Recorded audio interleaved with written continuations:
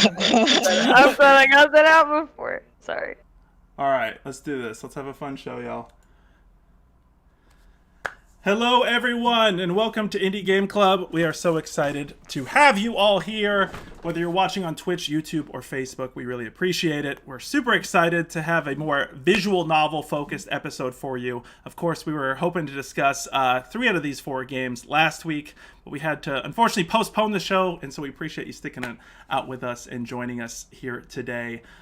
We're also super excited to have a special guest with us here. You can see up in the center there, Emmy, the founder of the Athena Alliance. So we're super excited to welcome her, and we're excited to welcome back Layla, who will be telling us about surviving the apocalypse in Texas.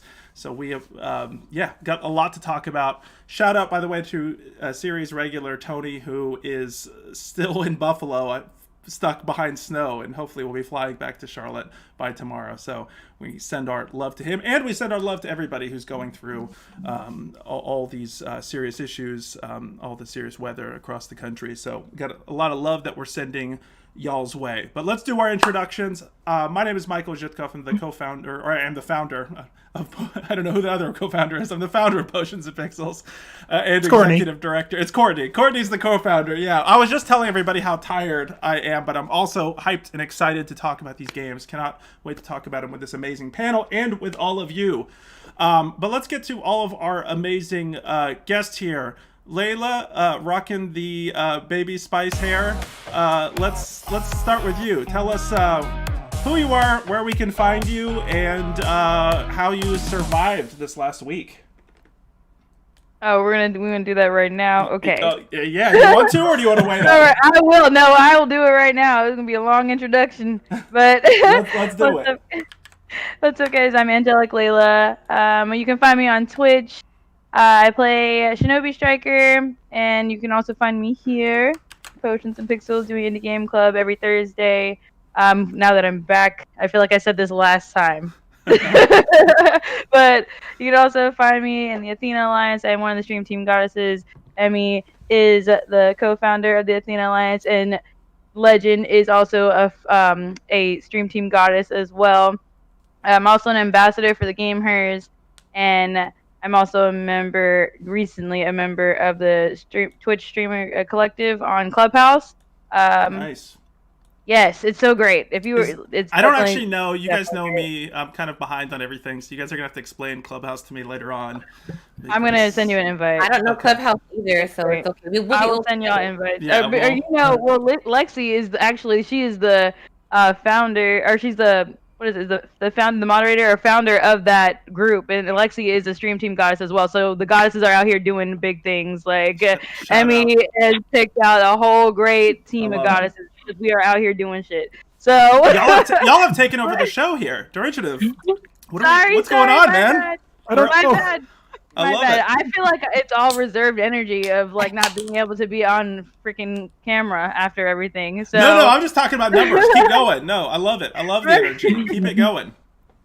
Tell us what happened with you this last week. If anybody follows you on Instagram, TikTok, all that good stuff. Instagram, Snapchat, you'll get all the mess on Snapchat. You want to really know what I'm doing? Snapchat. But Instagram, I also am on TikTok. It's all Angelic Layla without the underscore. It's just all together. But I have. Texas went through a whole freaking tundra just like over the past week, and I had no electricity or heat for, I want to say it was 3 days, and then we just got electricity yesterday. And then my AC unit went out the day of the first snow, before we lost power, so I didn't have heat the first day, and then the power went out, and then my maintenance guy is actually fixing the heat right now, so we still haven't had central heat. But it was definitely an experience for me. I feel it's really weird to say, but I personally needed it, because it was a way for me to disconnect and really sit here and be like, if I had no video games, if I had no connection to social media, if I had nothing, I still, I cooked on my campfire. Like I have a fireplace, so we were filling the fireplace with wood. I was still cooking. I made pork kebabs. But it's nice to sit there and revert and know that you can rely on yourself and your skills, because not even just myself, because Brini, my roommate, we actually she's a streamer as well. But if I didn't have her, I would have went through all the firewood. I would have went through all the candles, like because she's the one who's like made sure we rationed everything out, Yeah. and just like really sit there and see how much you can rely on someone or who you want to be in the zombie apocalypse with. Because I wouldn't have picked anybody else because she made sure like we had everything, and I made sure we had firewood and all that stuff. It was actually it was a really good experience for what I needed it to be. Yeah. I think like staying positive the entire time was pretty. It was just, I don't know. It was good to be disconnected, but I'm glad that it's over. Yeah. Yeah, if you follow Layla's social media, you'll see she's not kidding. They were like cooking in that fireplace, like the stuff you had cooking was pretty nice though. The way you had everything like decked out, so because I prepped everything. It was yeah. it's because I like do prep now. I didn't always do it. I've been becoming more organized, but I like prep my fridge where I cut all my garnishes and stuff up and put them in mason jars, and then like I just started marinating the meat and like separating it out. But I honestly got all that organization from Brini. But it's crazy how everything built up. I had been spending more time on my personal energy and my positivity, and then like everything kind of just led up to that because I had been using my fireplace before everything. So just crazy how everything kind of like led up to that. I love it. Well, we're glad you're safe. We're glad you're hopefully will be warm soon enough. Once it sounds like maybe today, hopefully. We're hoping it sounds like still in Texas. I think the last I saw it's like still 600,000 or something that are still without power. So we're definitely sending our love your way. But super glad you can make it. Everybody, not only here, but everybody out there, will continue our tradition. Big claps for Layla for coming through yesterday, getting her power, and is now on Indie Game Club today. So really appreciate you so much, Layla. Super excited. And if you're a regular viewer of the show, Layla loves visual novels. So I feel like it's, we got to have you in this conversation for sure. So super excited. Make it for sure. Awesome. Well, let's move on over to Emmy. Emmy, let me bust out your Twitch information here, and if you don't mind letting folks know who you are and where they can find you. Hi, everyone. My name is Emmy.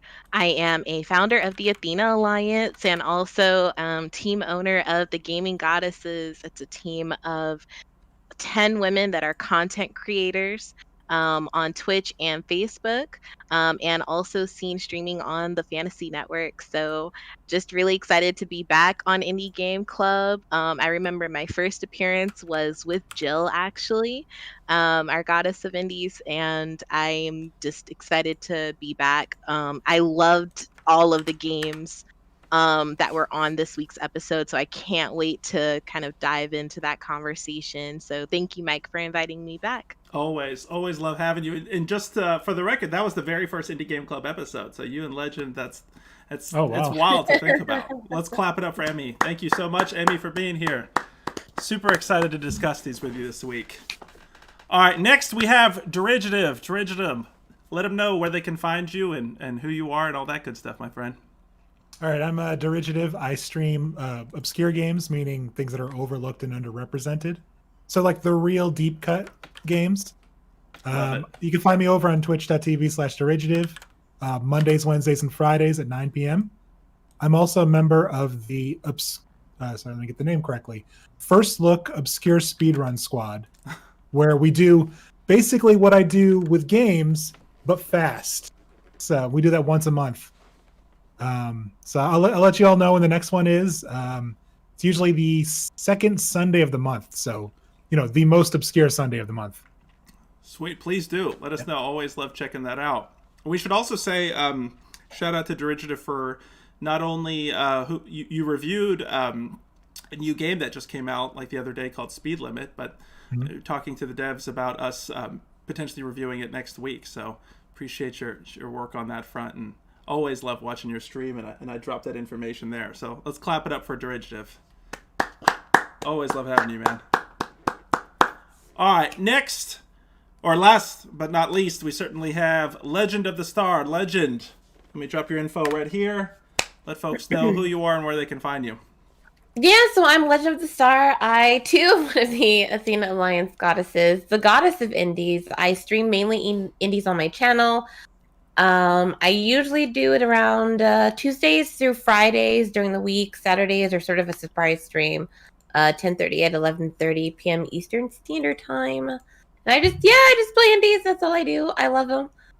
I'm more of like a just chatting with gameplay type of streamer. So if you want to come in and have a conversation while I'm trying to play a game, it's always a good time at my place. Always. I always love. Anytime I see those notifications pop up and y'all are on, I say this. I don't know if this is blasphemy or not, but pretty much the only people I watch on Twitch is y'all. Like I don't really like go around perusing stuff. It's just y'all are the content that I stick to. So appreciate y'all so much. Let's clap it up for Legend of the Star. All right, well, let's get to it. Shout out to everybody in the chat, whether you're on YouTube, Facebook, or Twitch. Really appreciate you. We see you out there. Food Stamps, King of the Nerds. I can't not help but laugh every time Food Stamps is in the building. King of the Nerds, love always having you. Darth Sabola saying, sounds like a hurricane party, just much colder. For Layla's stuff, yeah, much colder, for sure. Well, we got a lot of games lined up for you guys today. Like as we said at the top of the show, this is a visual novel heavy show. All of these, I guess, in some way can be classified as visual novels. Super excited to be discussing those. The first one we are going to be discussing is Linda and Joan Prologue 4 months earlier. So I'm going to read a quick description here before we get into this. So this game right here stands on its own, this is a quote from the Los Angeles Times. I'll start with that, actually, on the itch page. Stands on its own, the game equivalent of a poem. I love that line.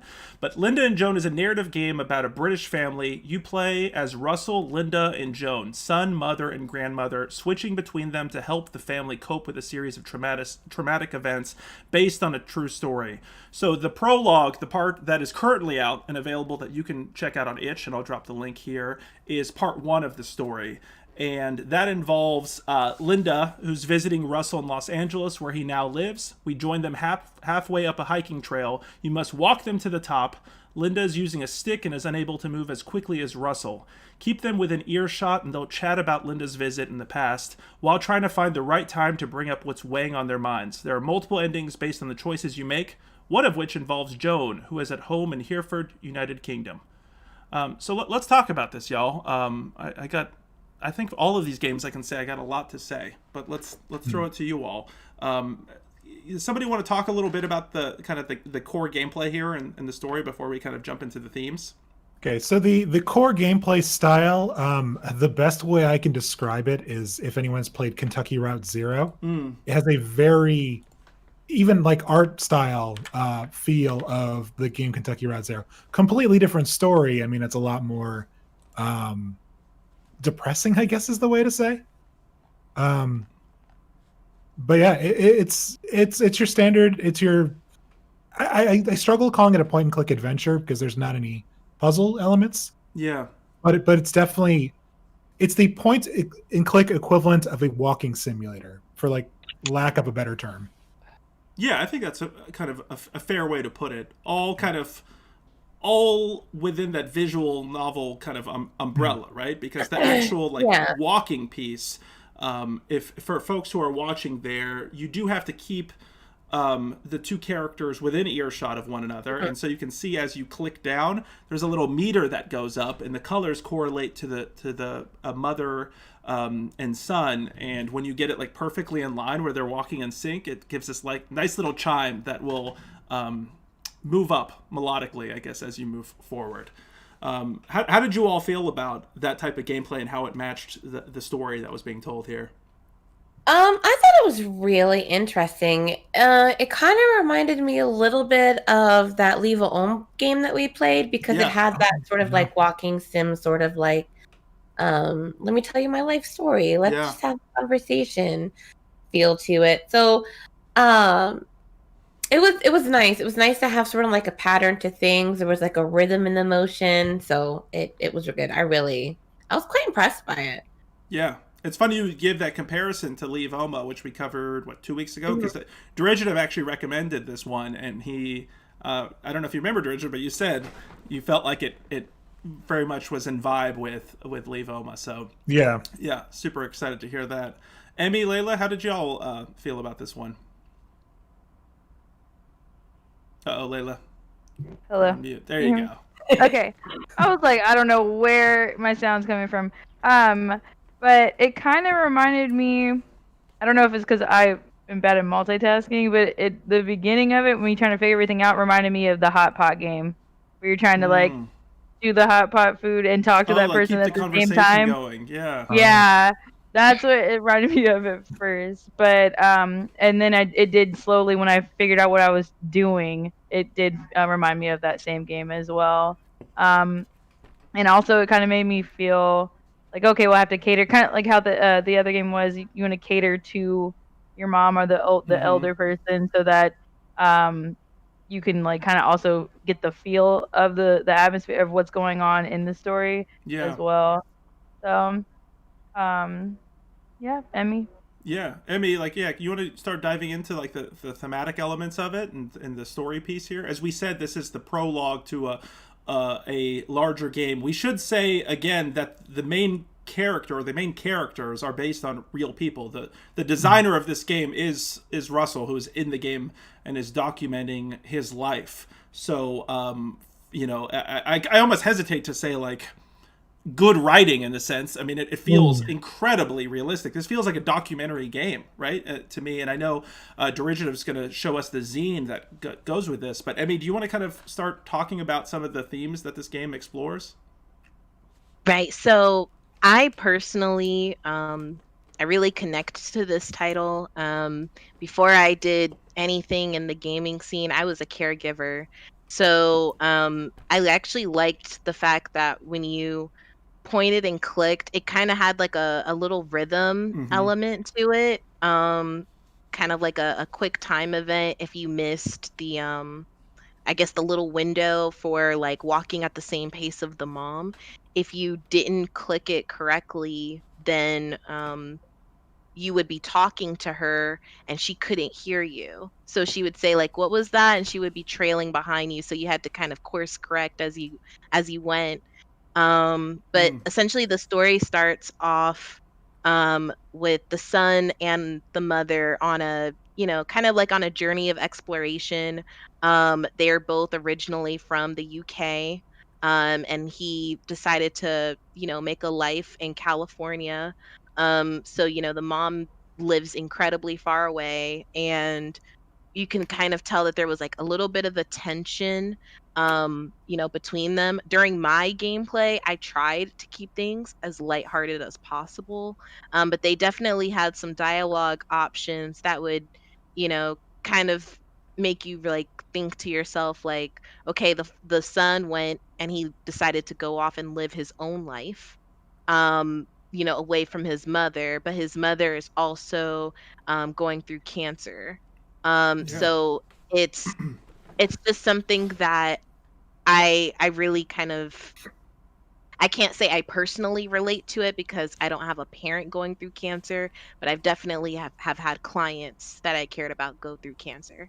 So I kind of really liked how, even through that tension, the mom was doing her best to have a great time and proceed on with walking. She definitely made a point to say, hey, my legs are starting to hurt, and you know, at some points I kind of wanted to slow things down thinking it would help her, but then she would say, "No, we got to keep walking. If I Yeah. slow down, it's going to hurt even more." So then it just kind of forces you into continuing the story so that she's not in pain anymore.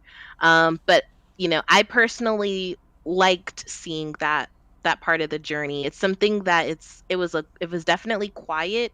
It's definitely not something that you see in a lot of games. Most games would have actually skipped that aspect of it with like a loading screen, right? And then would have ended you up in like the next location. So I actually like that this one took the time to not skip over that, and for you to actually kind of, go through them sitting on the bench together and then ending up in the observatory. Yeah, I like what you said there. I mean, it feels like very methodical from a design standpoint. I mean, even that whole walking mechanic. I mean, if I feel like almost if you just said this on paper, it might sound monotonous, right? To just be like, that's the primary means of moving things forward outside of the story choices, or sorry, the dialogue choices, is the movement. But I never found myself like really like bored, or when we've played some other visual novel games, I'll try to like speed up or like kind of move forward just because of like a natural like impatience. But in this one, I really wanted to like walk alongside the mom. And to your point, Emmy, it's like you're concerned about her health. You see this, not only do you learn more about her health issues, but the struggle just in walking and keeping up. And it feels natural. And I think you said kind of like the rhythmic walking, even the chimes hitting, like that sound hitting on those moments, it felt really satisfying in a way that's almost hard to describe without playing it itself. How did you all feel about the story, again, knowing that this is true? And I guess I don't know if it's as much of a spoiler alert. We are spoiler heavy on this show, but the designer talks about this game, the full release, documenting the worst year of his life. So we know negative things are looming with regard to his mother and grandmother. In fact, it's right in the description, so I don't think that's meant to be. Yeah, my heart sunk like in the game because the title of it, the prologue, is 4 months earlier. The moment she mentioned cancer, my heart sunk. Yeah. Like I knew, it was going to be, and knowing it's also the worst year of his life, that it was not going to be a happy situation. Yeah. It's going to be painful. It's going to be not only for her going through the treatments, but for everyone that she touches. Doesn't it almost make it more painful that you all feel that same way too? Like knowing that, how many of you, I guess, knew that ahead of time? I know we all have different approaches to how we play these games each week. Some of us like to read a bit of the story and or things, the descriptions ahead of time. Some of us like to go fully in blind. I had read a little bit, and I knew about the mother and grandmother passing away, and so to me it almost made things hit harder. To Derivative's point, like, just once you heard that, you saw where things were going, and it just made me like kind of want to cherish the moments a bit more, I guess, if that makes sense. Like, how did you all, what did you all know going into this, and how did you respond to it? Well, this game, I honestly didn't really play much of it because my daughter was diagnosed with a rare form of cancer at the age of 4, and she was only given 2 months to live. And via the grace of God and a bone marrow match, she was alive today. We do suffer a lot of the consequences of treatment, but she's alive. And I was also a caregiver to my grandmother who had Alzheimer's and dementia. So, and she, passed away just a couple years ago. So it was hard for me to, it's hard. Like, it's hard for me to even discuss it now, so, it's challenging. It has its ups and downs, and as much as you want to be there for them, it's hard.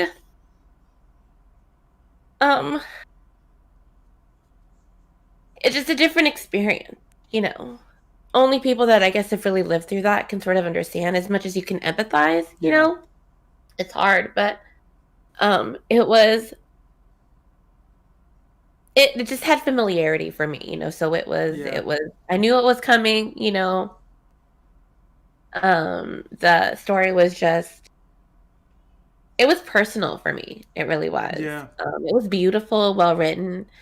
I think it was an amazing idea for him to even have this idea, to have this kind of cathartic release of what he went through, and to put it in a video game for people to also experience. That seems painful to do. A lot of the lessons that we learn, which sounds kind of funny, because as a parent, you're always like, video games mean nothing, but some really good video games have amazing like morals to the story. You know what I mean? Yeah. They open your eyes, especially visual novels.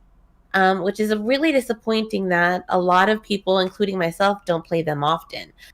Because they have such depth to them. It's an immersive story. It's reading a book, but also being there, you know. And so to have him just sort of relive this moment and heal from it was beautiful and tragic, kind of all at the same time, you know.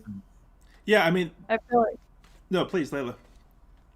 that's what hits me the most with this visual novel is that it's real. Like this is his like this is how things went for him, and that's what hits me the most about it, empathizing with that, and Yeah. the fact that it's almost like he going through all this. It uses him like legend says. It's almost like he used it to heal. You know, like to express what he went through, and is like one of the methods that I personally like to use is journaling. And when I'm not saying it's exactly the same thing, I want to make sure that I'm saying it's not the same thing. But it's like just being able to write something down or put amount of effort into something to help you go through what you're going through, and then being completed kind of helps me personally with the things that I'm dealing with. So it's kind of like me just wanting to empathize and just be there for the dev. That's what captures me in this game is that it's real.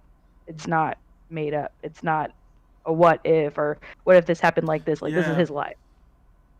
Yeah, it reminds me of a game that Legend I can relate on this level too that I own and I've actively like not played is the game That Dragon Cancer that is also autobiographical and involves a game designer creating a game about their child and the loss of life to cancer. Their child's experience. I have it. Their child's experience through treatment and the emotions of cancer. Yeah. I as a parent and as somebody who my father died from cancer when I was very young, and just like that. I feel you on not maybe necessarily like fully going through. It's a heavy stuff, and in some ways, like to Layla's point, it's like there's the catharsism there, but it's also like I think I'd have trouble like making a game like this, to be honest. I don't know if I'd want to go through in this way. I feel like that must be rather difficult, and I guess that's a good place to toss it over to you, Derivative, as far as the zine. Do you want to tell everybody about the zine concept that behind this game, which I think is so interesting and innovative? Yeah, so in preparation for the full release of the game, which is not until 2022, the developer or the writer, I guess you could say as well, has put out this zine club. There's 10 issues of it. It's $50 currently. It'll probably be $100 more when it's fully out there. But yeah, it was $50. I went and decided to do the entire one. I think it was $50. I think it was $10 shipping from me. And I got the first issue sent to me. The first issue included a iron-on pin of that cool observatory, as well as this. There's a zine, but there's also a number of photographs that are included in the zine of the actual people. So.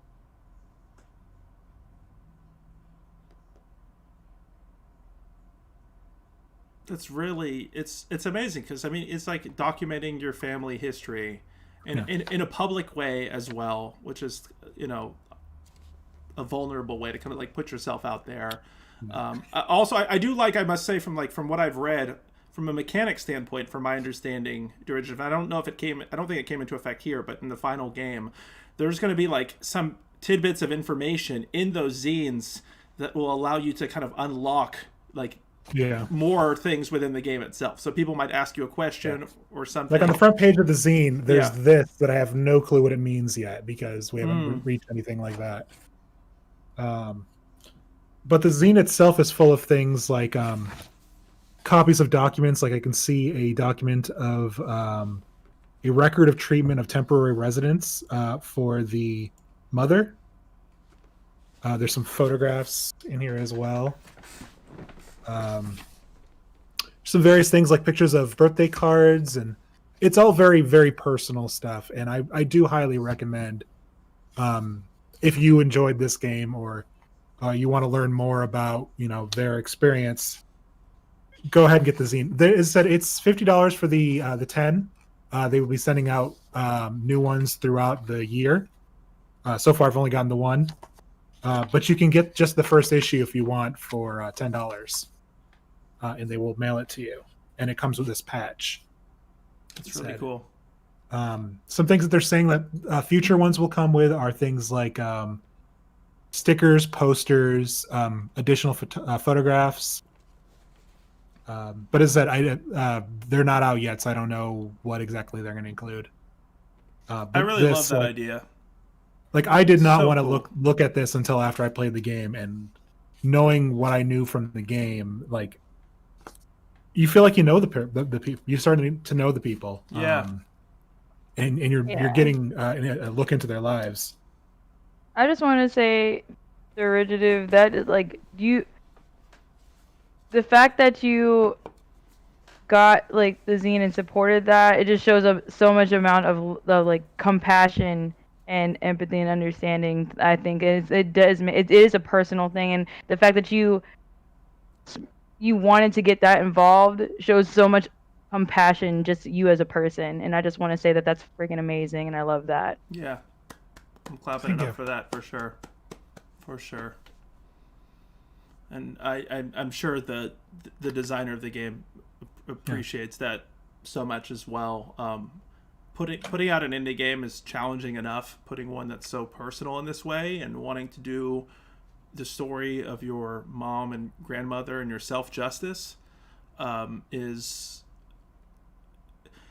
it's difficult. I mean, there's a lot of stuff. I mean, we're all slowly getting older, right? And it's like, I think about these things as a parent, but also, with my mother as well. It's like you do think to yourself, am I spending enough time with my family? Am I going to ensure that I have a solid relationship with my kids? Would we be able to live this way so far away, distant apart, especially when people are going through these health issues? It does cause you. I mean, I remember 2 weeks ago when Layla, you were talking about after playing Leave Vomit, you called your grandmother, right? Like, it's kind of like, to me, it's one of those things where it does have you kind of not only sad about the story there, but really kind of thinking about your own life and these issues and mortality and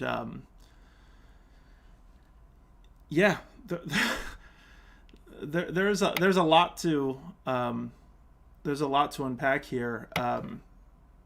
It does. It makes you think about a lot of things, like what you take for granted, the people you take for granted, who you want to spend the most time with. Yeah. Especially, us going through this pandemic. A lot of us who believe that it's real are doing what we can to stay safe. You know what I mean? We're wearing masks, we're, social distancing, we're keeping away from people that we care about. I've had COVID touch my life. You know what I mean? And it's just thank God no one has passed away from it in my family, but to have,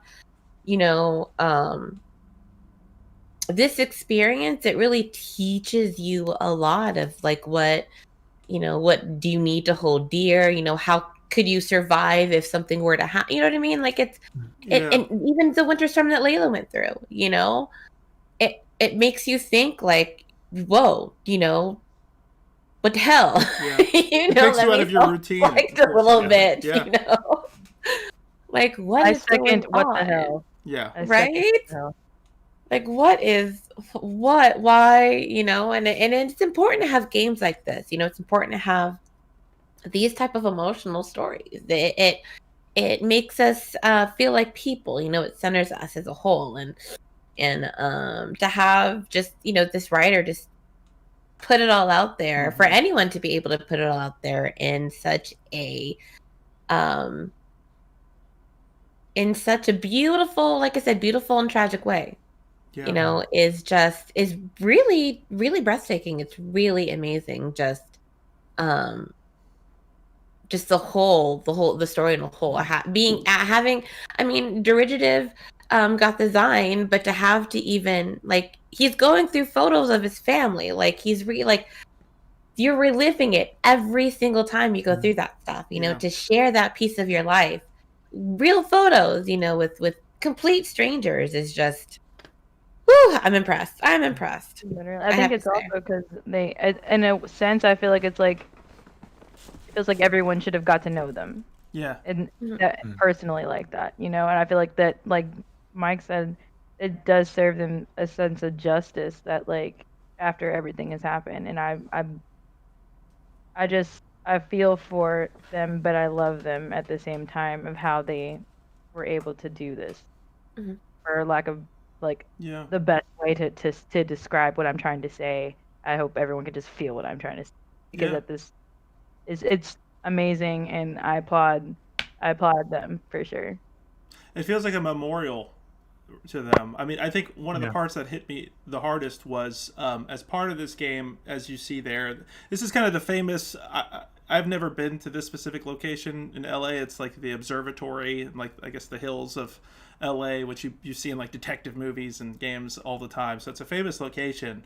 But there's a part where you snap a photo in this in game of you and your mother, and then they show at the end of the game, in the end game credits, the actual photo, which was just like a heavy hit right there. I also wonder, as far as the creation process, it's hard to. I always wonder how people recreate things. I have trouble. Anybody else like this? I have trouble like remembering exact conversations I had yesterday.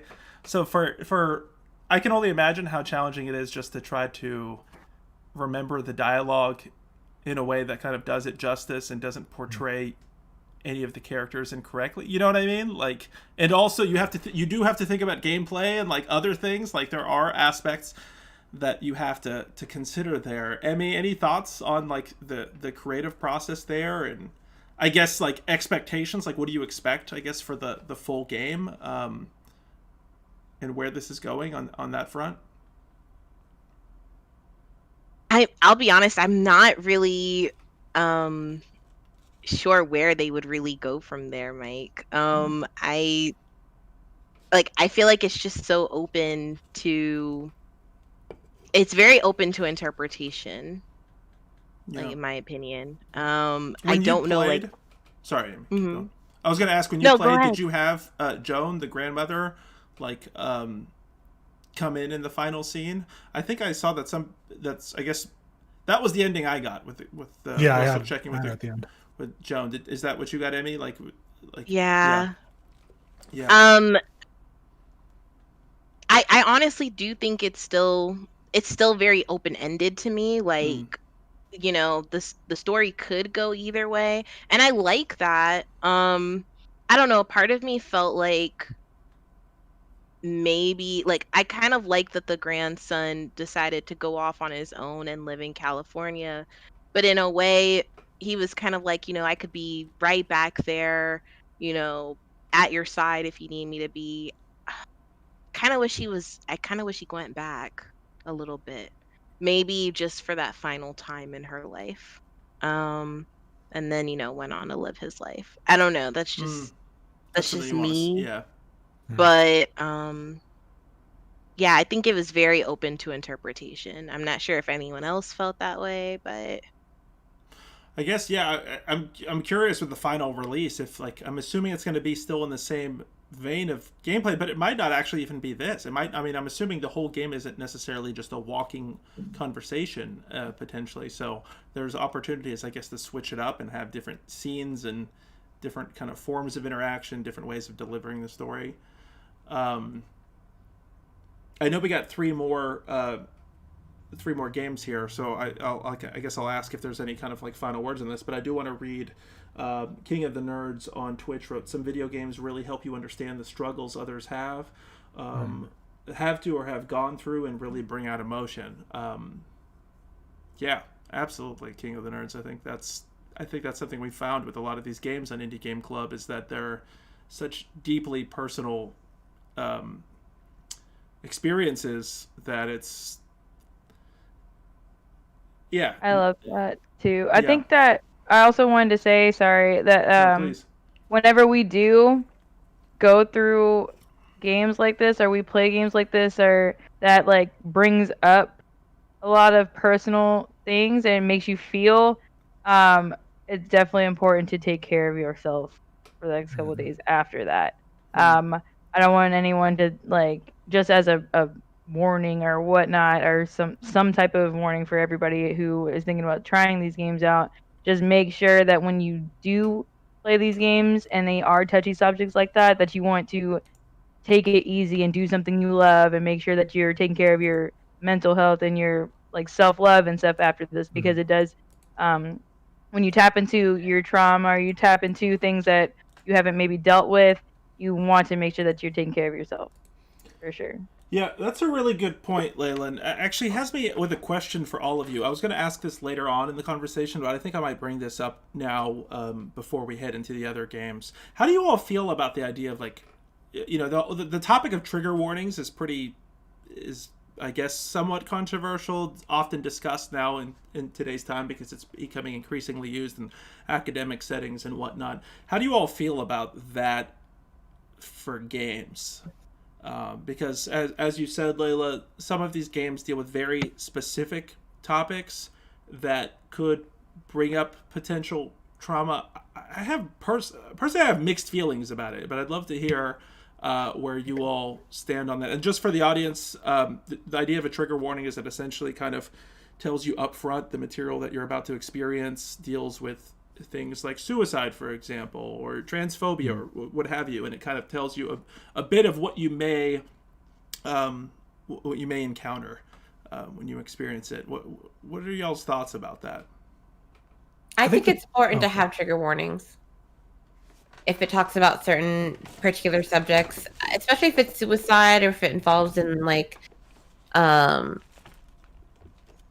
anything. I mean, if it involves in suicide, self-harm, if it talks about maybe even, you know, death of a personal nature, or at least something like that, you know what I mean? I think it's important because you know, like Layla was talking about, you know, a lot of these, you know, can be triggers. You know, maybe you're dealing with, you know, these games can trigger things sometimes. Yeah. And I think it's important to at least have some type of warning. I just, you know, whether it's, you know, flashing lights or, you know, dealing with sensitive subjects, it's really important nowadays. I think, especially because the world is so sensitive. I don't want to say sensitive. That's not what I'm looking for, because You don't know what people deal with in their own personal life, and it's just a trigger. You don't know what how someone's going to react to it, if it's going to be positive, it's going to be negative. And so it's just important to let people know, like, you got something in here that could freak you out a little bit.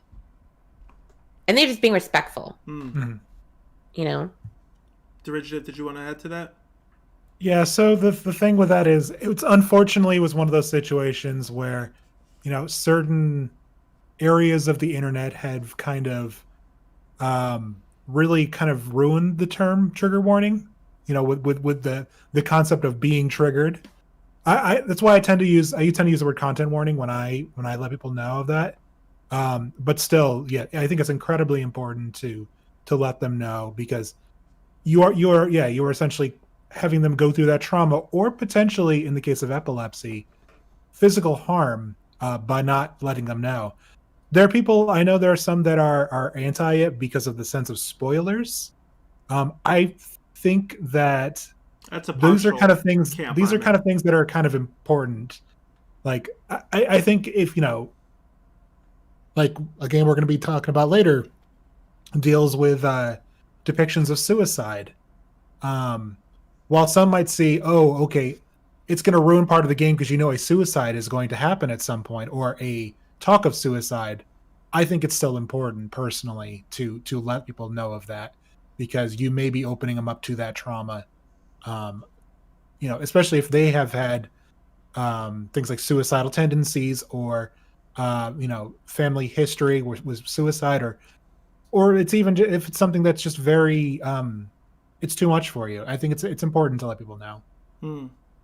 Love to hear as well from everybody watching as well. Hey, Bralkowski, see you in the chat. Thanks for joining us. I have a bit of mixed feelings about it. One, for the reason you said, as far as the potential to spoil like pieces that I think it kind of can take away from some of the storytelling aspects, but also from an area that in my tired state right now, I'm probably not going to be able to do justice. But there has been a lot of studies saying that confronting some of these issues is a better long-term approach to dealing with things like PTSD and other trauma than outright avoidance. And I'm not saying that that's what people are necessarily doing. No judgment in this way.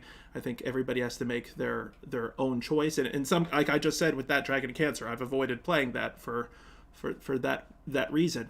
But I do worry, I guess, a little bit that it could cause potentially people to live in a way where they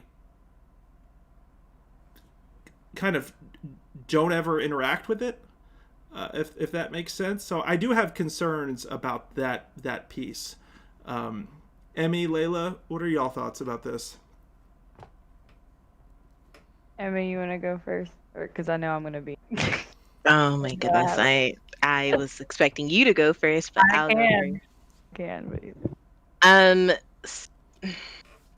So when it comes, are you talking about when it comes to trigger warnings, like how they should be presented in games, or if they should be, how should they? Yeah, all of the above. They absolutely need to be presented in games. Absolutely. And usually around the title screen, I would say, like you have to give like whoever is playing that game a little bit of a warning that, hey, this is the subject matter it's going to discuss. We see it in I would say television shows. You don't really see it that much in film, depending, but I guess in film they have ratings, so that's kind of where you would get like a warning. You mean TV when it says like sexual content, violence, language, that sort of thing? Gotcha. Yeah, absolutely. You know, because the thing is that you could go in, and if I didn't know what this game was about, I chose to play the games without really reading the description or watching the trailers because I just wanted to go in fresh. So I didn't know that the subject matter was that Joan had cancer and that it was dealing with this. I kind of, because or Linda, yeah. I apologize. No, I didn't know that like that was happening in the game. So like when they were having their interactions, I kind of felt kind of sad a little bit. You know, not enough that I would stop playing the game, but it was definitely not something I went in expecting seeing the art style. So, you know, if someone is going through something very similar like that in their life and they're playing the game, then I could see where they, you know, that could be something that is something where they're like, maybe I don't want to play this right now because it's a little bit too personal to what I'm going through. So I think that those warnings are absolutely needed. I feel ya. Layla, before we jump to you, I'm going to read a couple comments real quick here. Hey, Nomad. Hey, reporting from 20XX. Hey, Go TZ. Thank you all for jumping in here. Nomad says, depends on the game type and depends on how it's presented to you. Nomad, I'd love for you to expand on that if you could, because I'm curious what you mean by that. I think I know what direction you're going, but maybe if you can give us an example. Reporting from 20XX saying, agreed, there's quite a few games that unprompted will have them ahead or just warnings in general. Also saying other games that looked safe but got super deep on the indie side include My Hidden Things and In Your Coffee. Yeah, I think that's an interesting point there too. It's like it's a little challenging for games that are trying to be subversive, or games to the thing like Derivative was saying earlier that I kind of felt a little bit about, the whole idea that if a game is trying to flip itself, I mean, like my last example before we toss it over to Layla here is like a lot of games that we've played, especially indie games, it seems quite popular to have a game look like it's in one genre and suddenly become a horror game, or suddenly be subversive where it's taking you in an entirely different direction. And I'm a little concerned if it's like becoming like the industry standard. Not to say it is, it clearly isn't yet, or may not be. We'll see. If that is all kind of presented up front, then it's almost telling you what you're going to experience without potentially allowing you to experience that yourself. Layla, what's your thoughts? So I definitely get both where you're coming from and also like where Emmy and everybody else is coming from with the spoilers. And I get that because it could either turn people off and away from the game, or it could, essentially that, or it spoil what's going to happen in the game. But this is why I feel like it is so important that it needs to be stated and warned before, is because the way if someone who is having a mental illness or has depression or has unresolved traumas or anything like that, and they play this game and it relates to them, a trigger like how it's supposed to be, or supposed to be described, not like how people have ruined it, is you don't know that something's going to be too overwhelming until it's there. Mm-hmm. So for me, if I've been like, for the trigger that I've had, that I've realized that I have, in the moment that I realized that it was a trigger, I didn't know what was going on. I was having a panic attack.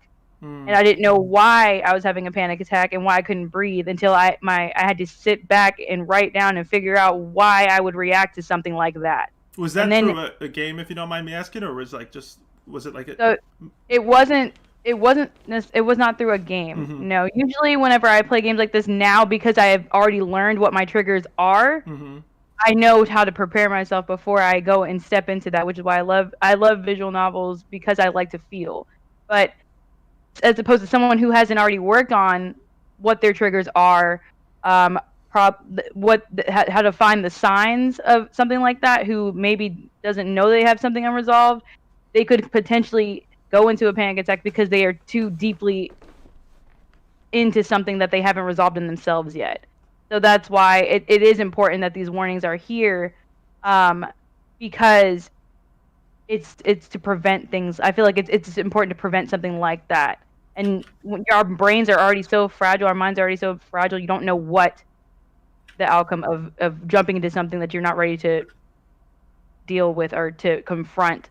You don't know what the outcome is going to be until you're already in it and you're knowing it. You're having a reaction to it.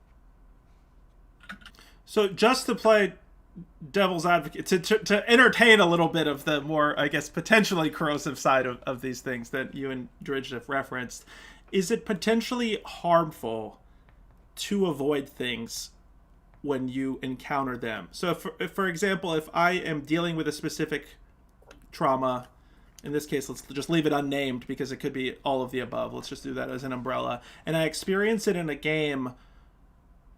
Of course, I think all of our reactions would be like, it's up to each individual to kind of decide for themselves. But I personally, I may be a little different than everybody else, where I feel like I would suggest, based on my understanding, and of course none of us are therapists here. I've been seeing a lot of folks, like a reminder on social media, nobody on Twitch, Facebook, YouTube, none of us are therapists. But is it potentially mentally better, according to yourselves, to maybe lean into it? I kind of have the feeling that leaning into those things to try to confront them in some way is long-term beneficial. That might be per person. How do you all feel about that?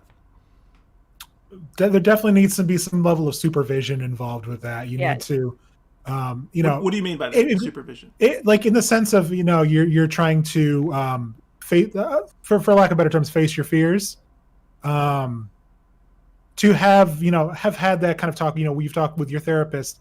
Your therapist has recommended this as a way to kind of help heal. Having that kind of support system, I think, is really important, instead of trying to do it yourself, because you may not be ready for it. I agree with that, with having the supervision. I got some mixed feelings about that. Keep going, Layla. Go for it. I get you. Like, I definitely get.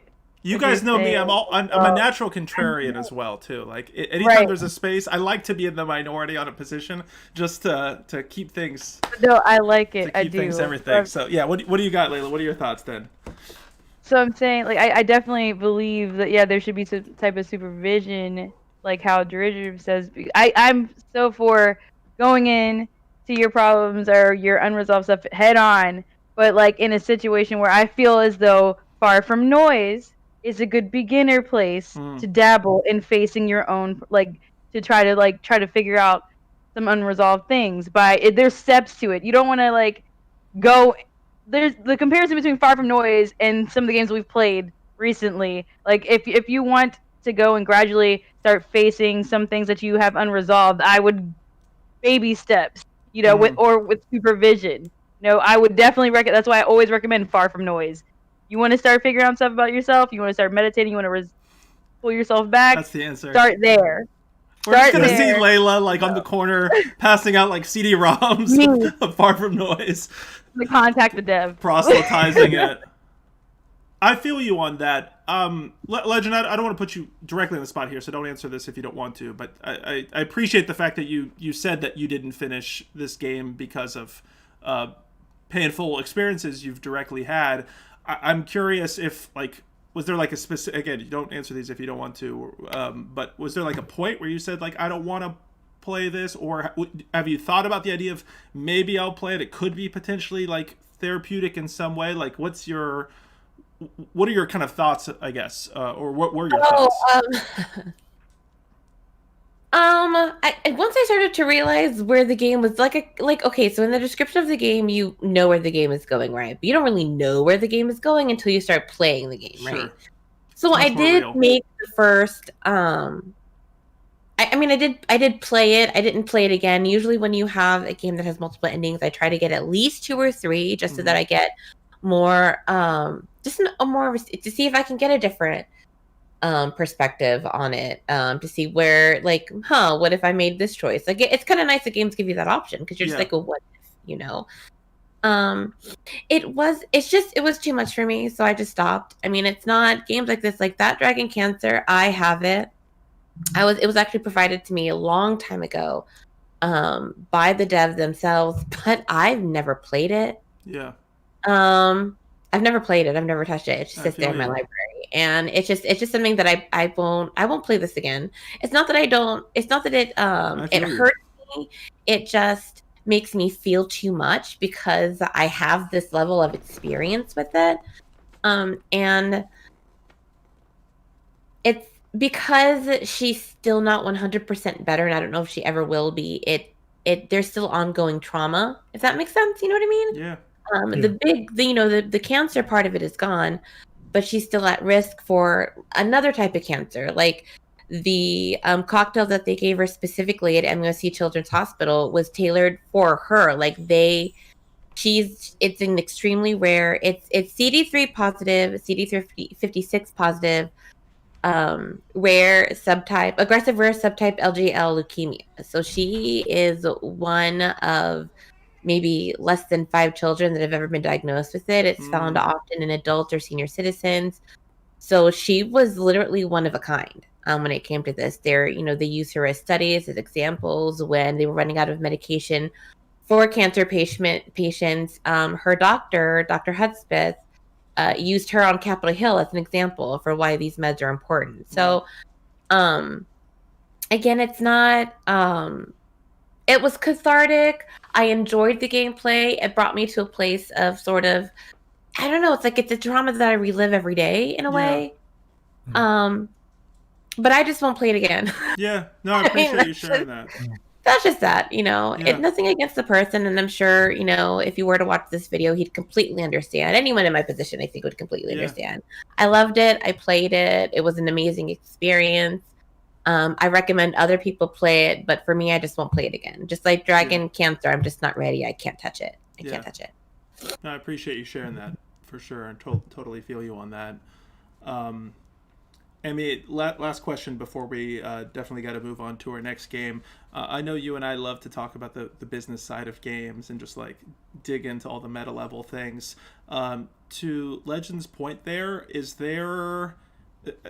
you want to talk a bit about like the challenges of getting a game like this out there? You can't talk about these games as being like replayable. You don't talk about them in the same way, like you sell other games, right? Like the way you sell and market a game like this, it is challenging, and the fact that it deals with these types of issues takes it to a whole nother level. It seems like this whole realm, I don't know if I have a direct question, but I think you understand where I'm going. It's just hard to like kind of market and push these games out, and there may be a lot of people like Legend and I who both have that dragon cancer but haven't played it yet for that specific reason.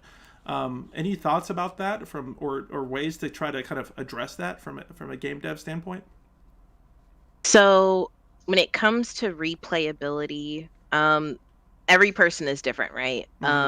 You'll have some people and they say, I replayed this game not because of the campaign, but because it was multiplayer. Or you'll have some people say, I replayed this game because it was a really good linear story, but it gave me like these different branching options to like where, if I wanted to like redo the journey, I would just take like a different option each time and I would replay it just to see how that kind of panned out.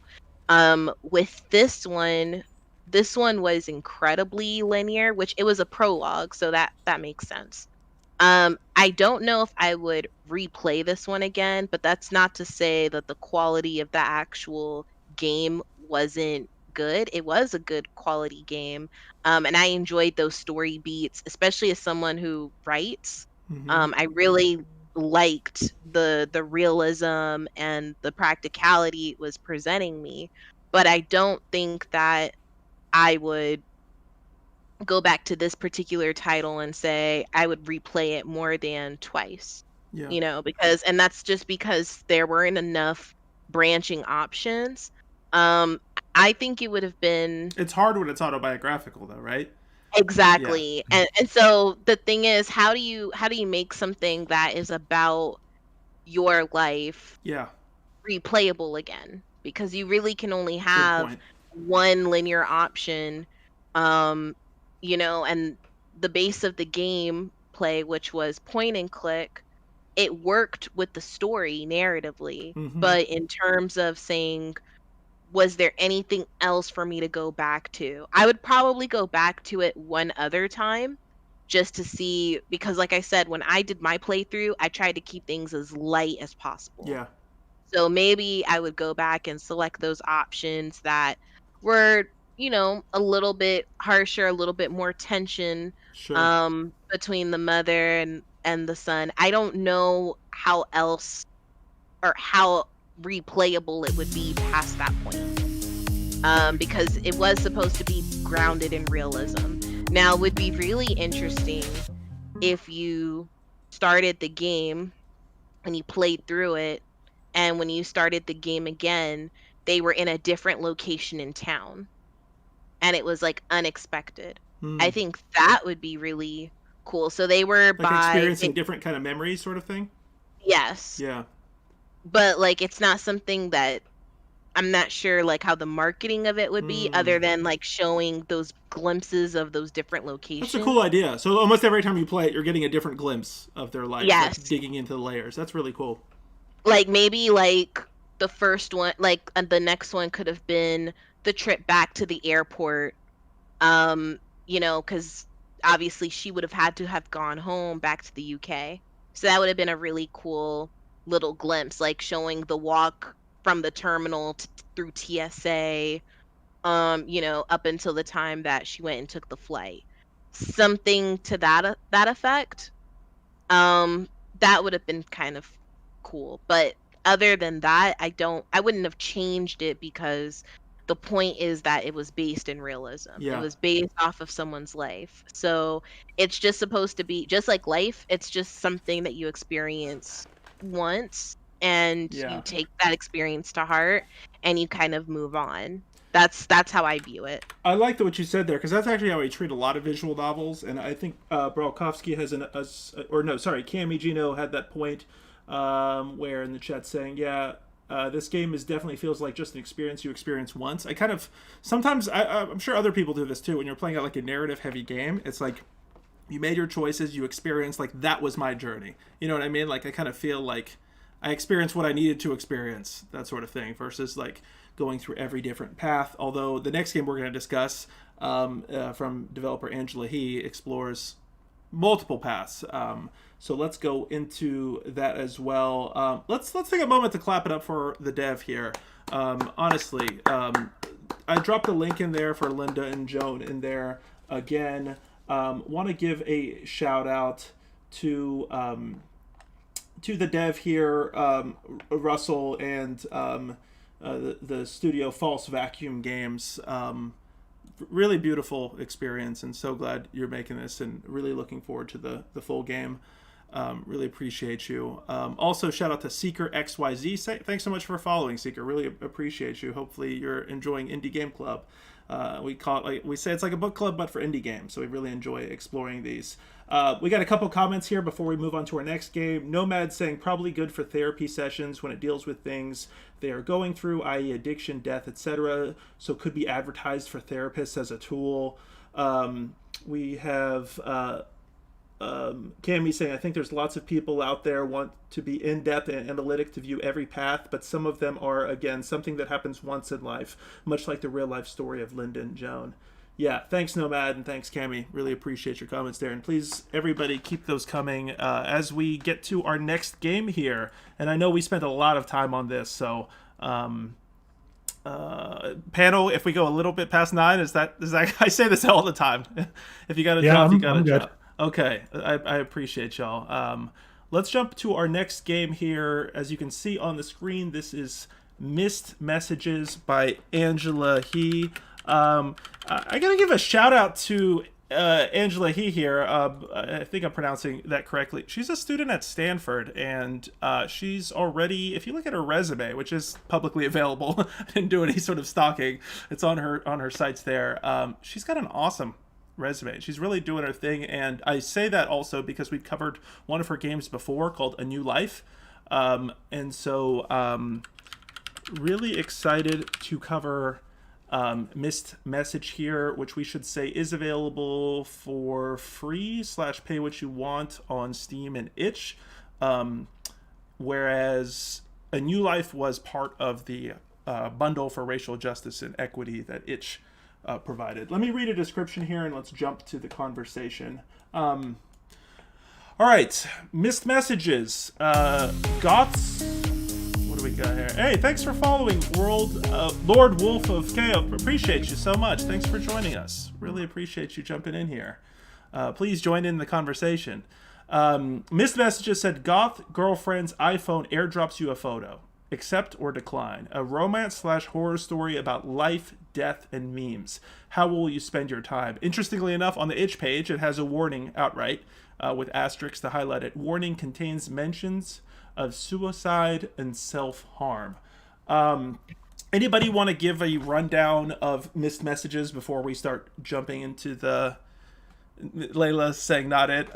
Any Emmy, Legend, or Derivative, are you interested in giving a rundown of... I like when Derivative does it. He like Derivative is very methodical. Okay. He's like very I'm always like just waiting for it. Like last week when he wasn't here and we had to like talk about the games, I was like, yeah. Derivative and Tony are like they're like good at like setting the foundation. I love it. Absolutely. Derivative, take the floor, my friend. So if you want a game that's going to make you laugh and make you feel really, really uncomfortable, there's no better game than this one. When it mentions depictions of suicide and self-harm, take that to heart, because if you have any trouble with that, it's going to hit you hard.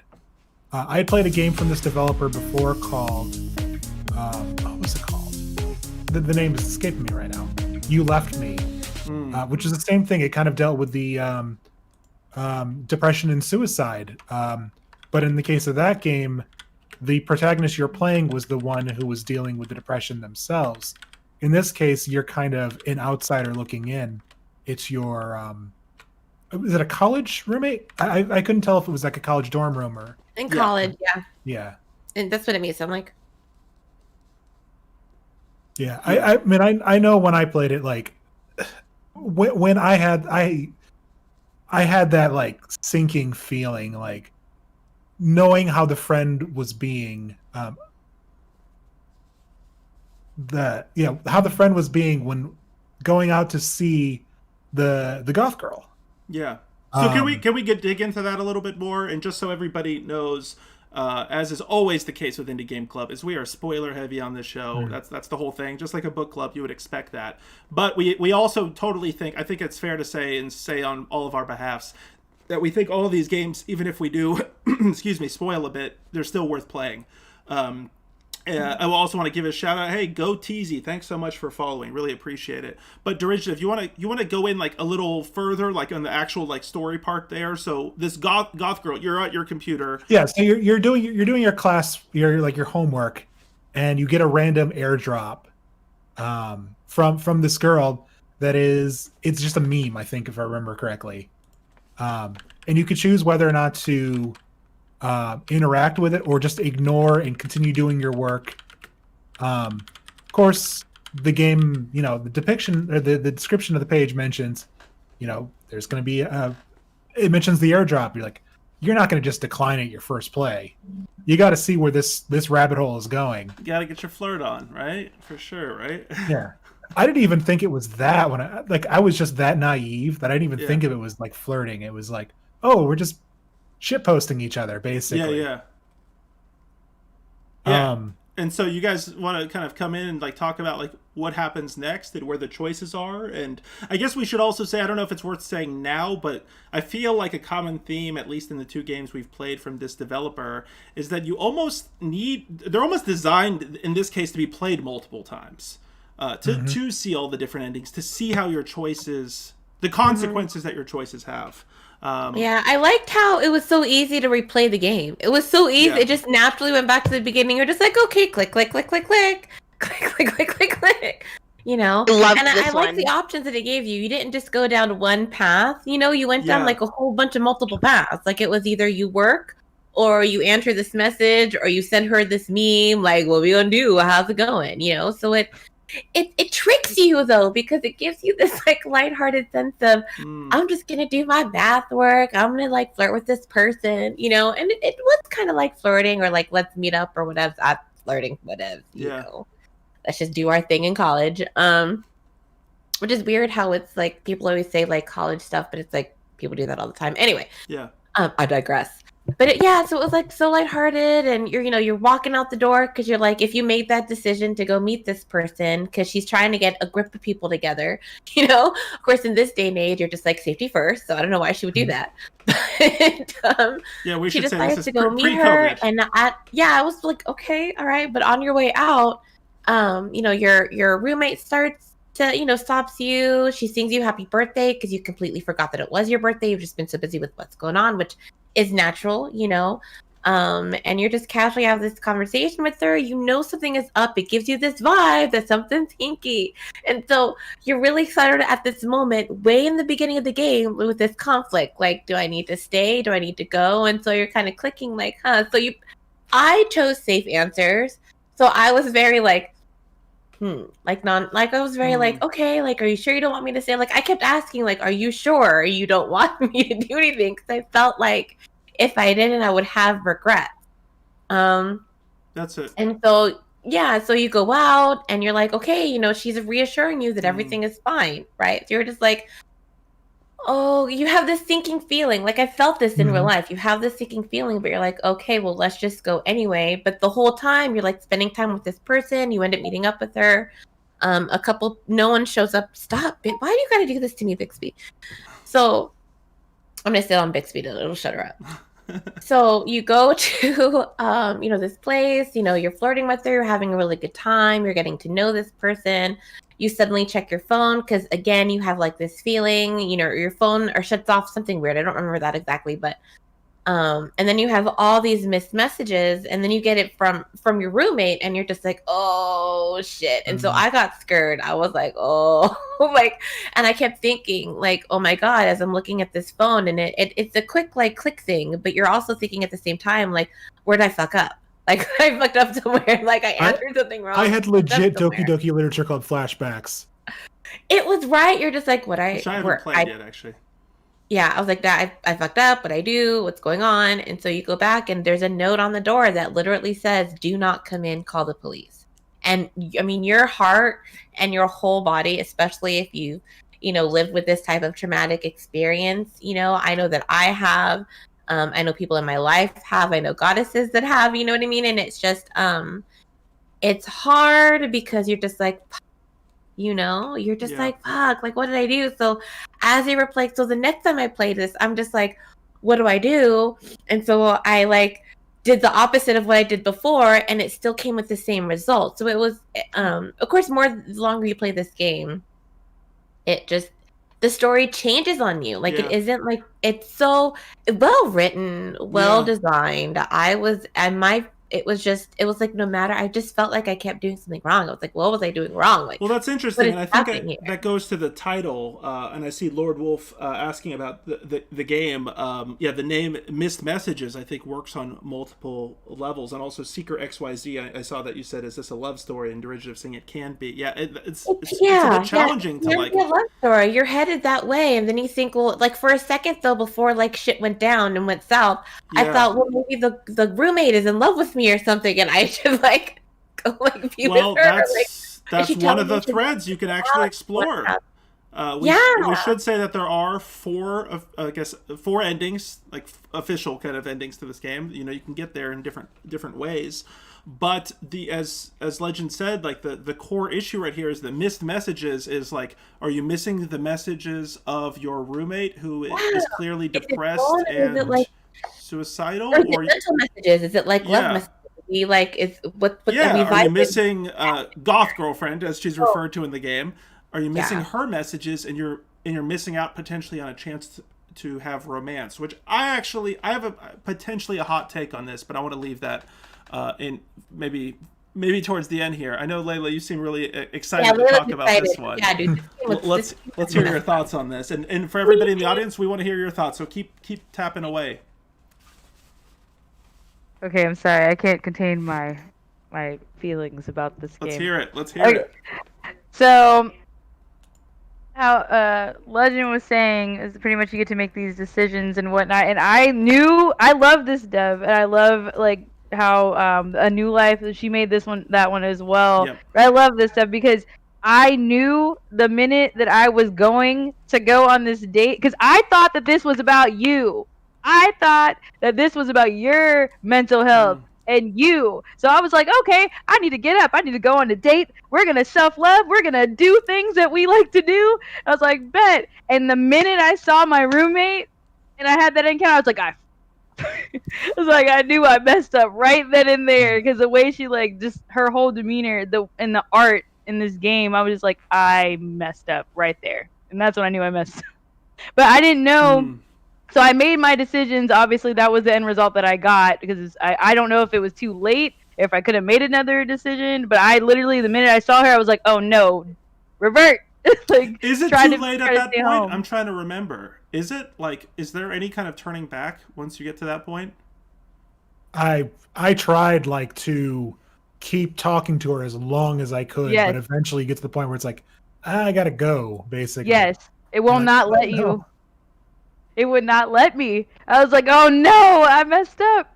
So, of course, I got that end result of the note and everything, and I completely went, just like Legend said, went the complete opposite way that next time, and got the result that I thought was the end. I didn't know there were two other endings. I got to I got the result that I got, where you essentially like you save her. I don't know. I know where to spoil heavy, but let's go into it. I didn't know that you could like be with her though. Like, I got to a point like where I just helped her. Like, I didn't want her to rely on me. I wanted to assist her to get help. So that's what the ending that I got, and I thought that was the two endings. I should have. This is why I need to explore more in the game, and like how many endings there are before I start, because that was the only two. I should clarify. I got those exact two endings as well. I know there's four. When I talk about I guess there's some dialogue options that allow you to kind of. It's one of those classic, those classic tropes where you're like asking your friend if how you can reveal you have a crush, but you're actually trying to reveal to your friend that you have a crush on her. You know what I mean? And so there's like some dialogue options like that. So I'm imagining that could potentially be expanded on. Did anyone else have a really hard time? And maybe this is just my own social ineptitude. When it came to things like when you're talking to the roommate and you're trying to get information, to help her with her depression, it's like, how do you know, like, is this too far to is it too far to ask her if she's depressed? Is it too far to ask her about her parents who she's obviously distraught about? And because I just don't know these. I'm learning about my own mental health just recently, so Yeah, I didn't want to talking about that. Yeah. Amy, sorry, I couldn't hear you. What'd you say? I would say women are more apt to talking about those topics than men. Yeah, I think it's which honestly, this developer, she does a really good job of getting the nuances of relationships between females, whether they're platonic or romantic. She does a really good job of nailing it. Because I'll be honest with you, and also I guess I have to say one thing. Goth GF did have a name. I don't know if you guys noticed that the name of Goth GF was the inverse of the roommate's name. So May, Amy. That was done on purpose. Oh, I that was didn't know definitely that. done on I did not know purpose. that. Thanks for And I loved it. I was like, yes, so because the thing did is, only the men not either get that? way. Is that apparently? Okay, Emmy, keep going. Sorry. That was like, I love that they did that, because there was a reason why those names were inverted. You could have went either way. Like Layla said, if you kind of went with the path of, I'm gonna take care of my own self-health and do something that makes me happy, you would have went with Amy. But going with May, you were literally being altruistic. That was the altruistic path, was taking care of someone else, even if it didn't mean anything romantically. Which, by the way, I did want things to happen with May. Like, the more time went on, and it shouldn't, it shouldn't even matter, but I was like, no, I feel you. I was like, oh my god, I love this dynamic. And they even had like a moment of I don't know if you guys know this movie, but it's from the 90s, My Best Friend's Wedding, where they both looked at each other and they were like, listen, if we're older and we're still single, let's just get together and just live happily. And like, it had that very it was very wholesome. It was very sweet. It was very empowered. It was just, two young women like looking after each other and making sure that the other one was okay. And then, as the story went on and May kind of was like going through this dark descent, you kind of, there were moments where you kind of got anxious. You would see her in the mirror and you would see that she was like slitting her wrists, and you're like, oh man, I gotta do something to kind of pull her back. So I really loved this tale of missed messages.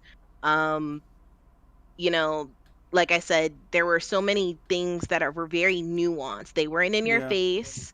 You kind of had to just kind of keep going to like deeper and deeper examine what was going on. And that's what I really appreciate about these visual novels. You can't just take things at face value and say, okay, well, obviously if I do this, this is going to lead to that. As you play through the games more and more, you start to realize like, oh, wait a second, I missed something here and I need to go back. But even like when I did my second playthrough, I didn't want to completely ignore Amy, because I didn't want it to be something where I completely ignored her trying to pay attention to May, and then something happened to her without me thinking about it. So you kind of also had to find a balance between May and Amy as well. Like, continue the meme sharing and everything and still keep it cute, but also May kind of needed you more at that moment, so you kind of diverted to her, and you had to also find a balance, which is a really good allegory for life, because in life you have to find a balance too. I feel you. So I really liked this one. This one was, and the soundtrack, Don't get me Yeah. wrong. The I love soundtrack was amazing. I Love it. loved it. I would Yeah. definitely replay this game again. It reminds Right. me of like anytime I'm doing work or anything, I have like the lo-fi, like hip hop, like Yeah. on Always, YouTube always. running. So, So yeah, yeah, so I mentioned this in Legend, yeah. chat. But my daughter, I actually have had this game in my Steam library for a really long time. I wanted just to play it casually, and then it just happens to be on Indie Club. But my daughter played it she played it when I first got it, so she knew everything about it. When I told her that I was messing with my whatever, I think I was getting ready to stream, and she realized that I was playing this game, or I was preparing for Indie Club, and she caught me. And she couldn't talk to me about the game without like tearing. She's like, I don't know why I'm crying. Like, she was just, it filled her up with that much emotion, and she's Yeah. 14 at a young age, and to have it affect her that much, and sucks for me because I was wearing makeup at the time. Thank God I happened to just put on waterproof eyeliner, so I mean that worked. But it was definitely like an interesting experience. I mean, I couldn't have explained it any better than Emmy did, to be honest. And as we're discussing sort of in chat, it's hard for men, like when you were saying how Yeah, was the chat's only us lighting guys that didn't get it. It's true, and that's sad, and it has nothing against you guys. It's just and it has just a lot about just society and just family dynamics. Men are always supposed to be the strong ones, so when they do express emotion, or they try to, it can be interpreted in a wrong way. They express it in an unhealthy manner. They are very I mean, I'm talking to you about I'm talking about you guys like you're a different species or something, but there are differences though. Yeah. I mean, worth exploring and discussing. Mars, Venus. those people, those things. But yeah, and it's really hard for them to really what do you mean you don't understand? Well, because he doesn't. And we aren't. What do you mean you don't know what I'm talking about? Like, how can you not know this is going on? And I'm at fault for saying that to my partner too sometimes. I'm just like, I just don't understand how you just didn't get it. And it's because he's just completely oblivious. It's through no fault of his own. He's oblivious. And I think it's just, but knowing his family, it's like, oh, okay, I get now why. And it's just sad. So it's interesting to hear your guys' as like the male perspective on a game such as this, because it's very female dominant. I mean, I had no problem asking personal questions because I'm nosy. Now, would it be something that I'd be able to personally ask myself? No, because I'm better at giving advice than I am to actually like taking it or listening to my own voice. But that might speak to the. I'll be there for you. I'll be your confidant, Yeah. and sometimes my shit's on point. But I'm hearing myself say these words. I'm not taking it in myself. But see, what's interesting about what you said, Legend, in comparison to like derivative, is I think a lot of times, and I wish I could read all the stuff in the chat. The chat's been lighting up with all this discussion about how men and women communicate feelings. I'm almost gonna have to read this after the show. I'm so excited that y'all are engaged, and shout out to, I see Mercenary and Fangirl joining the conversation. Hey, how are y'all? So glad to have you here. But Legend, to your point, one of the challenges, and I'm gonna have a hot take here. I know Amar's not in the building, I don't think, but I'm gonna have a hot take. I got two things I want to talk about this game, and one of them is this aspect with visual novel games.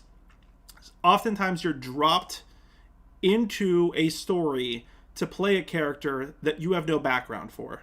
And so I can understand Derivative's his mentality of the conversation, potentially even thinking in the conversation, well, I'm a man and I'm having this conversation because I've only been occupying this female protagonist, the player's character, for like 2 seconds, so it's hard to really know. I don't understand the relationship. That's where I was coming from. Like, I don't understand the background necessarily. So I think that's one of the challenges, is that this game lays a lot on your back without giving you much context.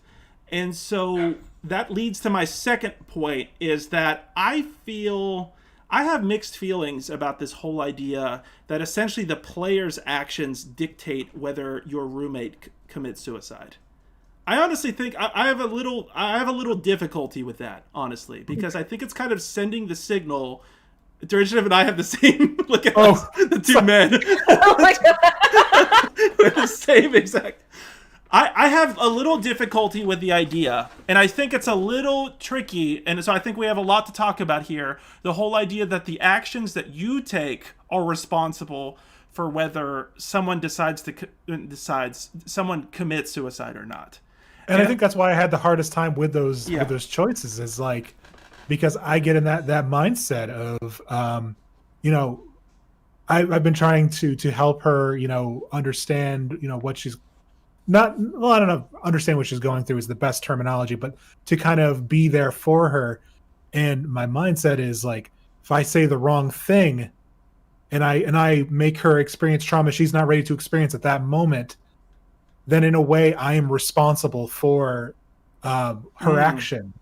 And that's kind of where my mind went. It was like, it was hard for me. That was the thing. Which is a natural reaction, I think, right? Mm-hmm. And but it's the difficulty, because I kind of don't like. I know, Emmy, you characterize it as like the selfless route, but there's nothing that you, as the player, as the main character, can truly do in this game. There's a couple things where you can kind of be like ignoring, so to speak, like you can ignore your roommate, but there's not like outright negative actions you can really do. Sure, you can kind of ignore some messages from Goth Girl or Amy and May, but for the most part, your choices are choices that we all kind of make. They're not like suddenly like evil to like, you know what I mean? And so I kind of have trouble with this whole idea that by you exploring this romantic element, flirting with this girl and wanting to go see her, that going down that path results in your roommate committing suicide. Or when I took the other route, the next playthrough, is I dedicated my whole time to May. We were laying on the bed, feet up, and we talked the whole time, and I ignored Amy the whole time. And then it's like we get this really like nice, we get the ending that she's alive and happy. But Amy, I have no idea from her perspective if she's like, well, damn, I thought we had some sort of love, or maybe not love is too strong of a word, but some sort of connection. So that's where I have a little issue with it. And I think in general with these games, and knowing that we've played a New Life before, I kind of understand where the designer's coming from. I think these games are they're almost designed to be played multiple times. I think this one in particular is designed to be played multiple times, to see that your small actions have a massive impact. Please, somebody else take it away. So many amazing comments in here. I'm going to try to get to some of these. Emmy and Layla, you guys want to jump in here? I'm actually gonna get really personal for a moment, if you don't mind. No. So for the past 2 to 3 weeks, I was feeling incredibly down, incredibly depressed, to the point where I was self-isolating myself from everyone, including my significant other. And I know you guys just know, but like Valentine's Day just passed. I didn't even want to see him for Valentine's Day, okay? And it took him reaching out to me the morning of to say, you don't have to be alone today. And I'm here for you through your highs and your lows. It took that for me to kind of come out of my shell and say, I am going to go ahead and spend time with them today.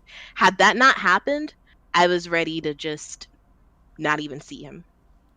So the game isn't necessarily saying, if you can go ahead and live your life and say, well, I'm just going to go ahead and just, as the kids say, do me, and just go on and pursue goth GF. But if you want to actually have an impact in someone's life, and there are signs that are out there that someone is not feeling right, you're not, you could make the choice to ignore those signs. You shouldn't. Or if you want to ignore those signs, you have a choice. But whatever happens after you make that choice is what happens. If and I can understand the take of, well, I didn't want to do anything, so me not doing anything shouldn't have resulted in this person doing a rash action. That's fine. You can have that viewpoint. It doesn't change what happened. Amy, can I ask a clarifying question, though, about that? Because I think the reason I have that take is because that part of the game feels almost separate from the flirtation with Goth GF. If the game started off and May expressed her feelings her depression, her needs in any way, I feel like I would have an entirely different approach. But the fact that you have this flirtation aspect, and as Layla said, I thought I was totally in the same boat as her, that I thought this was mentally about you, and I was like, you go girl, like Goth GF, let's do this thing and let's see where it goes. And then when things are at like their peak of like emotional happiness of this connection, then your roommate comes out and says her situation, and at that point it's almost too late. And so to me that's like I didn't even know at that point that my choices, you see what I'm saying, there was no context for me. So I totally feel what you're saying, and I guess my response is, how would you feel if instead, if there was like an adjustment to the game where the May conversation happened earlier? To be honest with you, before, and I'm sorry, I'll divert it to you, Layla, but before the stuff happened where you realized she committed suicide, Mm-hmm. I actually had a feeling when playing the game that something like that was going to happen. Sure. When you're playing the game and you're surveying the room, this is like when you first boot up the game. When you click on the door to the roommate's room, like there's a message and it says, oh, well, this is my roommate and she's been very quiet today, and that's all it says. And then you can go on your laptop and you continue the flirtation with Amy. But I was like, dang, you can't even knock on the roommate's door. You can't do anything. She's just been quiet. And so it kind of sticks you in that loop of you need to be flirting with Amy right now. Like that's what you're supposed to be doing. I actually wanted to check up on the roommate before the death scene happened. So by the time I ended up in the funeral, I was like, dang, I wasn't given the choice. So then when you start to play the playthrough again, that's where it opens up new options. And the developer is like really good at doing that, where it's like, okay, you can continue to play the game how you played it before, but here's this new string of options now that you know what happened. I kind of, and I know it's kind of weird to say, I felt the writing on the wall before it was actually shown. Well, can I ask about the endings that everybody got real quick? And I know we'll toss it to Layla soon because I know you got a ton to say here. But can I ask? It sounded like how many people in their first playthrough had May commit suicide? Yeah, that was me. So all of us had that experience, and I guess if you did play it a second time, did most people, it seemed like, go kind of the other route to like really care for her needs, or in that way? Yeah. Mm. So Emmy, can I ask, like, if that, when you see the writing on the wall, even you seeing the writing on the wall and having that ending, to me it feels like you legitimately tried to do something and still got that result. And I think that's, I guess, kind of what bothers me, because you're limited by the choices that the game provides you. And so I feel like you read the scene. I know you obviously personally, you're a friend of mine. I know what your mentality was. So you didn't want that to happen. You would have done whatever it takes for it not to happen, but it ultimately did happen. Right. So that's my issue. Emmy, do you got more? Or Layla, do you want to jump in? And thanks for sharing, Emmy. I'm ready. Yeah, I know Layla's ready Thank you, to Emmy, jump for in. sharing. Layla, And we'll do the I'm chat. gonna go We'll ahead. definitely get the chat after Layla comes in here. Layla, all right, you're coming out swinging. Let's hear your thoughts here. Okay. So I feel as though the beginning of the game is exactly what it needs to be. It is exactly what it needs to be, because it's yes, everybody had the same result in the beginning, right? But because that is what happened, did you not try the next time? You Sure. looked for the signs, right? You looked for all that. True. You catered to that. So that is the impact that needs to start, one, with everyone. Just me personally. I'm not, don't take what I'm saying to heart, but me personally, because I relate so much to this game and to this visual novel, the beginning is perfect. It is exactly what it needs to be, because it starts making people think. It starts making people look for those things. Now, going from that point, this is why it is important that if you are having these feelings, if you feel this way, you need to speak to someone who is professionally equipped to help you. Because your friends and the people who you want to be around you aren't necessarily equipped to help you through this. They can only do so much of what they know to do. So there's that point. The other point of that, and the other side of that, is if you are going through depression, if you are depressed, your depression sits there and makes you feel isolated, like you have no one, even though you know that is not true. Your depression and your mental makes you feel like you don't want to bother anyone, you want to burden anyone, because you're constantly feeling that anyway. You're a burden. So you are put in a mindset where you don't want to reach out. You don't know. You don't want to. It's not even because you don't want to. It's because you are afraid that you are bothering other people with your problems, because you're this negative entity that, when people are trying to be positive, do things, go on dates, go do all this stuff. So that's why the 3 key points that I want to make right now is that the beginning is what it needs to be, because it makes people think outside. The next point is that if you are feeling what depression actually does to you mentally. And the third thing is that if you are having these feelings, you need to speak to someone who is professional, who is able to help you guide through that.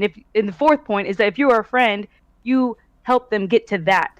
You be there for how you can to them. You ask the hard questions, because if they're not talking to anyone, they're isolating, it's because they feel like they're misunderstood and they need to talk about it. They need to get it off their chest. They need to feel so that they can find the best route to get healthy. So that is where I'm coming from with all those points. I love all that, and I totally feel you on that.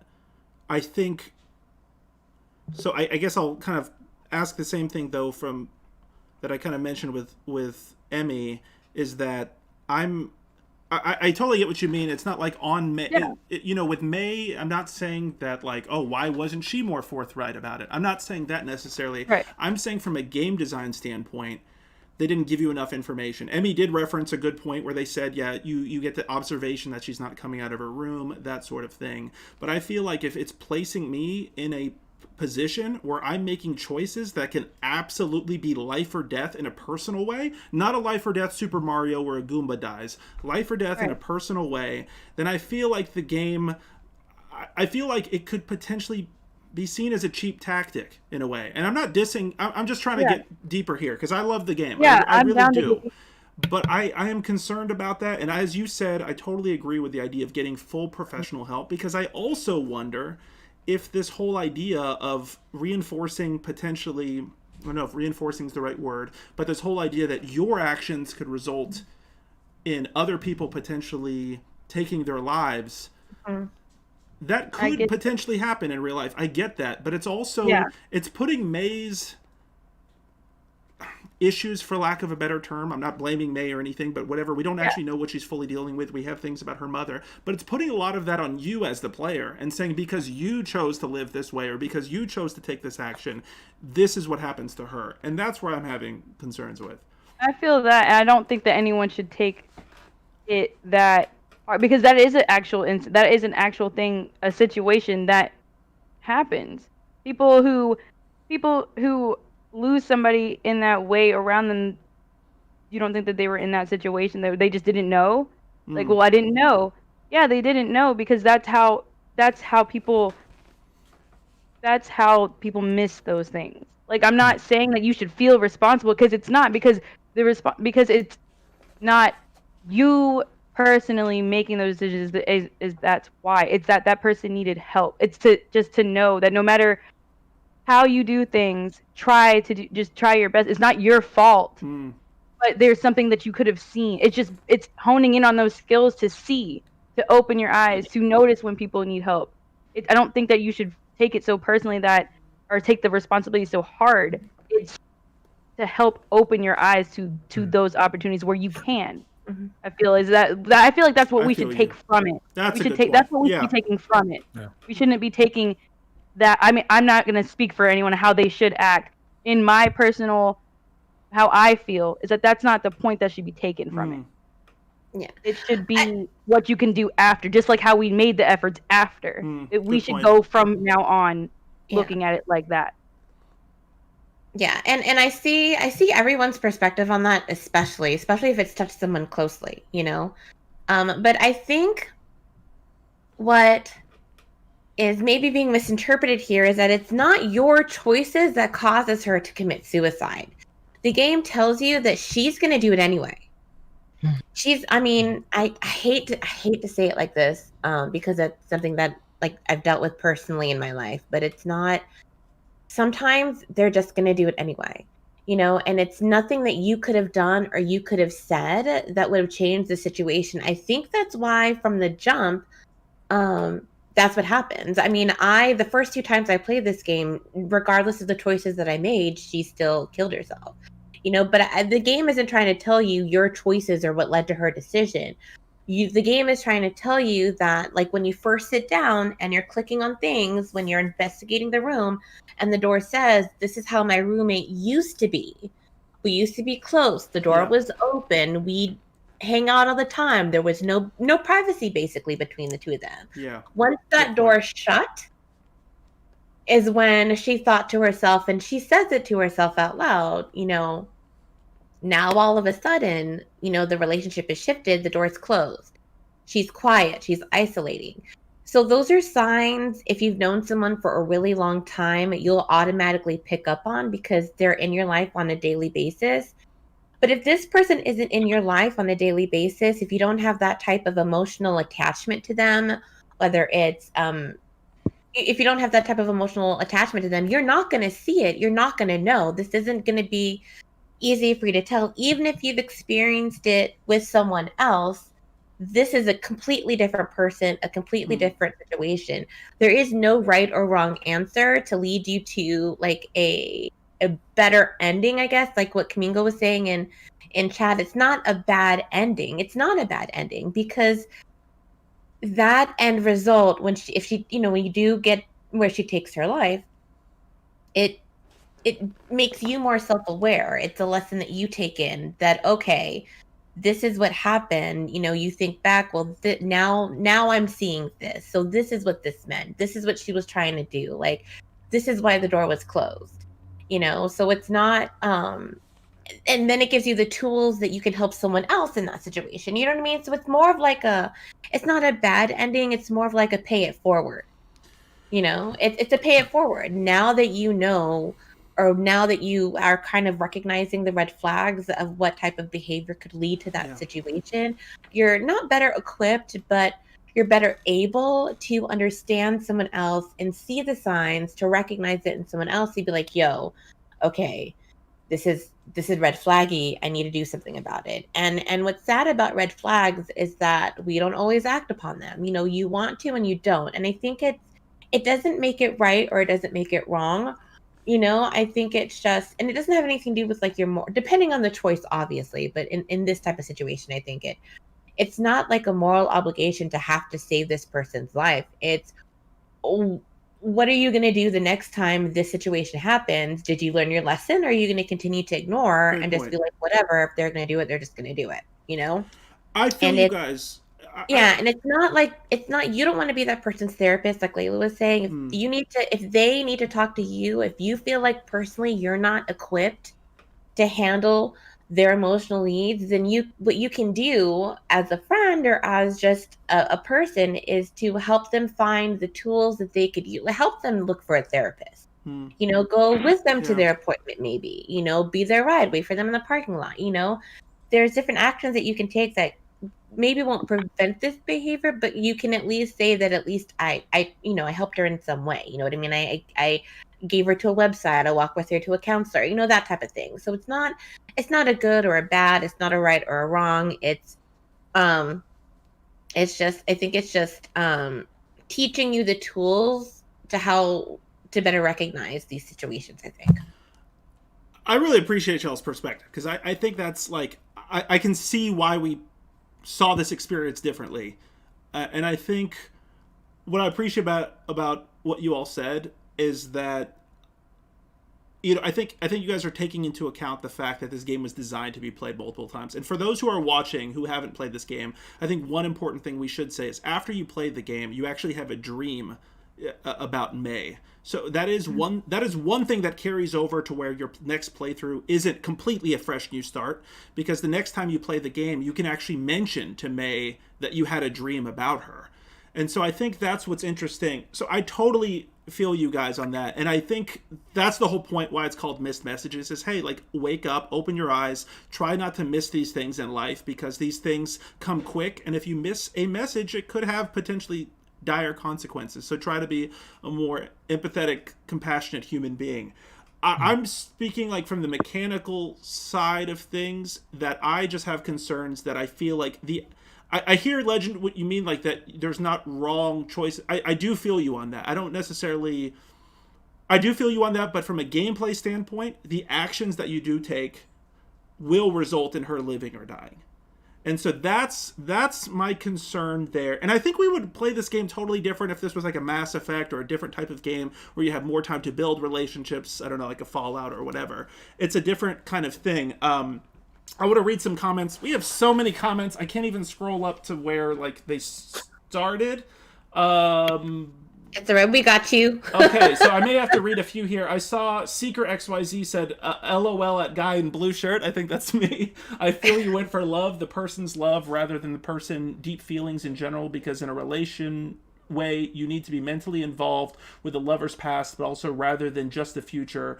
So, okay, what they have been through to see if they are even able to love. Yeah, I think that's what's interesting. We all kind of come in from with our different perspectives. And that's what's challenging about a visual novel, I think, because a lot of time it's a classic game issue. Is it am I coming in with my mentality, or am I coming in into to be the character there? Like, how far am I role playing here? So that's an excellent point. Bonsai Boy is saying your actions aren't going to always change things either. That's a really good point. Seeker asking, is she meant to die in the game as a bad ending or live as a good ending? Yeah, I don't know. I mean, that's an interesting point in terms of good, bad. I think, traditionally, I think I associated her living as good, simply as that. I think, so that's kind of, I think, why we use the terminology. Cammy saying new information changes things dramatically. Totally feel you on that. Cammy also saying, I think from the game design standpoint, it's actually good because you're making decisions where you're just going through life. Then with the bad ending, it makes you start to think more and then can reflect over into real life, just as you all were saying. So I think in a gameplay standpoint, it's putting a lot on the player, but in a narrative standpoint, it provides you another perspective. Bonsai Boy is saying, I think I understand, Mike. It's that it doesn't really achieve the effect through gameplay, but rather entirely narratively, so that it's all out of your hands and you don't have to control. I strongly, we should say Bonsai Boys is a game designer, so I think he yeah, the mechanical part there.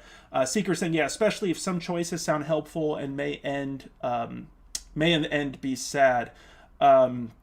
Gosh, we have so many here. Okay, Athena Alliance, I think Emmy here saying most linear titles are out of your control, and I think that's a good point. And that's, I think, one of the common criticisms with a lot of visual novels is like, how much choice do I have? How much do my actions affect the game, and how do I know even what's available as an action, right? Because in a visual novel, unlike when I'm playing like any other video game, I know what I can do. I can jump, I can shoot, I can talk, I can do these things. A visual novel is like, now you have these choices. Okay, you made this choice. Okay, now we're going to give you these choices. And it's like, well, how was I supposed to know that this was going to lead to that? So I think it's a common criticism. For the sake of time, we probably do need to move to the next one, but I want to hear, Layla, looks like you want to jump in with some more stuff. So come on in here. I just want the dev. Somebody call the dev. I need the dev in the next episode, the next game that we do because I love her. But yeah, that's what the best thing about visual novels are, is that, in real life, you can't go back and be like, whoops, my bad. Great point. Right. What this outcome's going to be like, the choices that you make are just the choices that you make. Yeah, and that's an excellent point. Your actions. I feel like that's where you get the lessons, though. So that's what makes it so great. Tactfully, it can be a really good education tool. It is. Yeah. No matter right. Therapy tool. It would be a lot of games that, we can recommend ourselves. Could be like, look, play this game. You'll get some feels. It'll help you think. Like, play it once or twice. You know what I mean? Trust me. Like, and even just emotional intelligence. That's why I love putting yourself in other people's shoes, being the other character and whatnot. Like through these decision-making process. I feel like that's why I love them so much, because I'm all about understanding people. Like, I want to understand what happened. I want to feel what happened. I want to feel what I'm supposed to feel in these visual novels and whatnot. So I love them for that aspect, and I think that's what makes me addicted to them. So, I never would have known I liked them until I came to Potion Pixels and Indie Game Club. That always makes me happy when you say that. I absolutely love that. Me too. Seeker is asking, is this game free? It is available on free on itch and Steam. I'm going to read a couple more comments because I think that they're going to lead nicely into the next games we talk about. Bonsai Boys is saying, as far as the narrative, the linearity piece and the mechanic piece, saying, is that not an issue for a game for you not to have control, though? Is that not the antithesis to the medium? I think that's a compelling question. I think I say this, I think, like every few episodes, that I'm not like the type to say you must meet this bar to be labeled as a game or anything like that. But I think Bonsai Boys, you bring up a really good point that, like, I think you and me may be somewhat on the same page, where if you can do things like mechanically to reinforce things, then it might actually have maybe a little bit more impactful. But that could also be, I mean, dare I say, this could be a gender thing, as we discussed earlier, potentially in how we are experiencing these. I mean, obviously it's a case-by-case individual basis, but there could be something there. Seeker XYZ saying, but what if raising flags could red flags could change the outcome of the character's life? Cami Gino saying, games, you shouldn't have complete control over everything. Or games might as well just be solitaire where you cheat. A Legend and Layla have all and Athena have all these. Thank you guys for keeping in the chat. Derivative, you too. I'm trying to keep up with all of this stuff. The ladies here are just powering through everything. Yeah, there's a lot of conversation going. Thank you. Super glad to hear how healthy it is.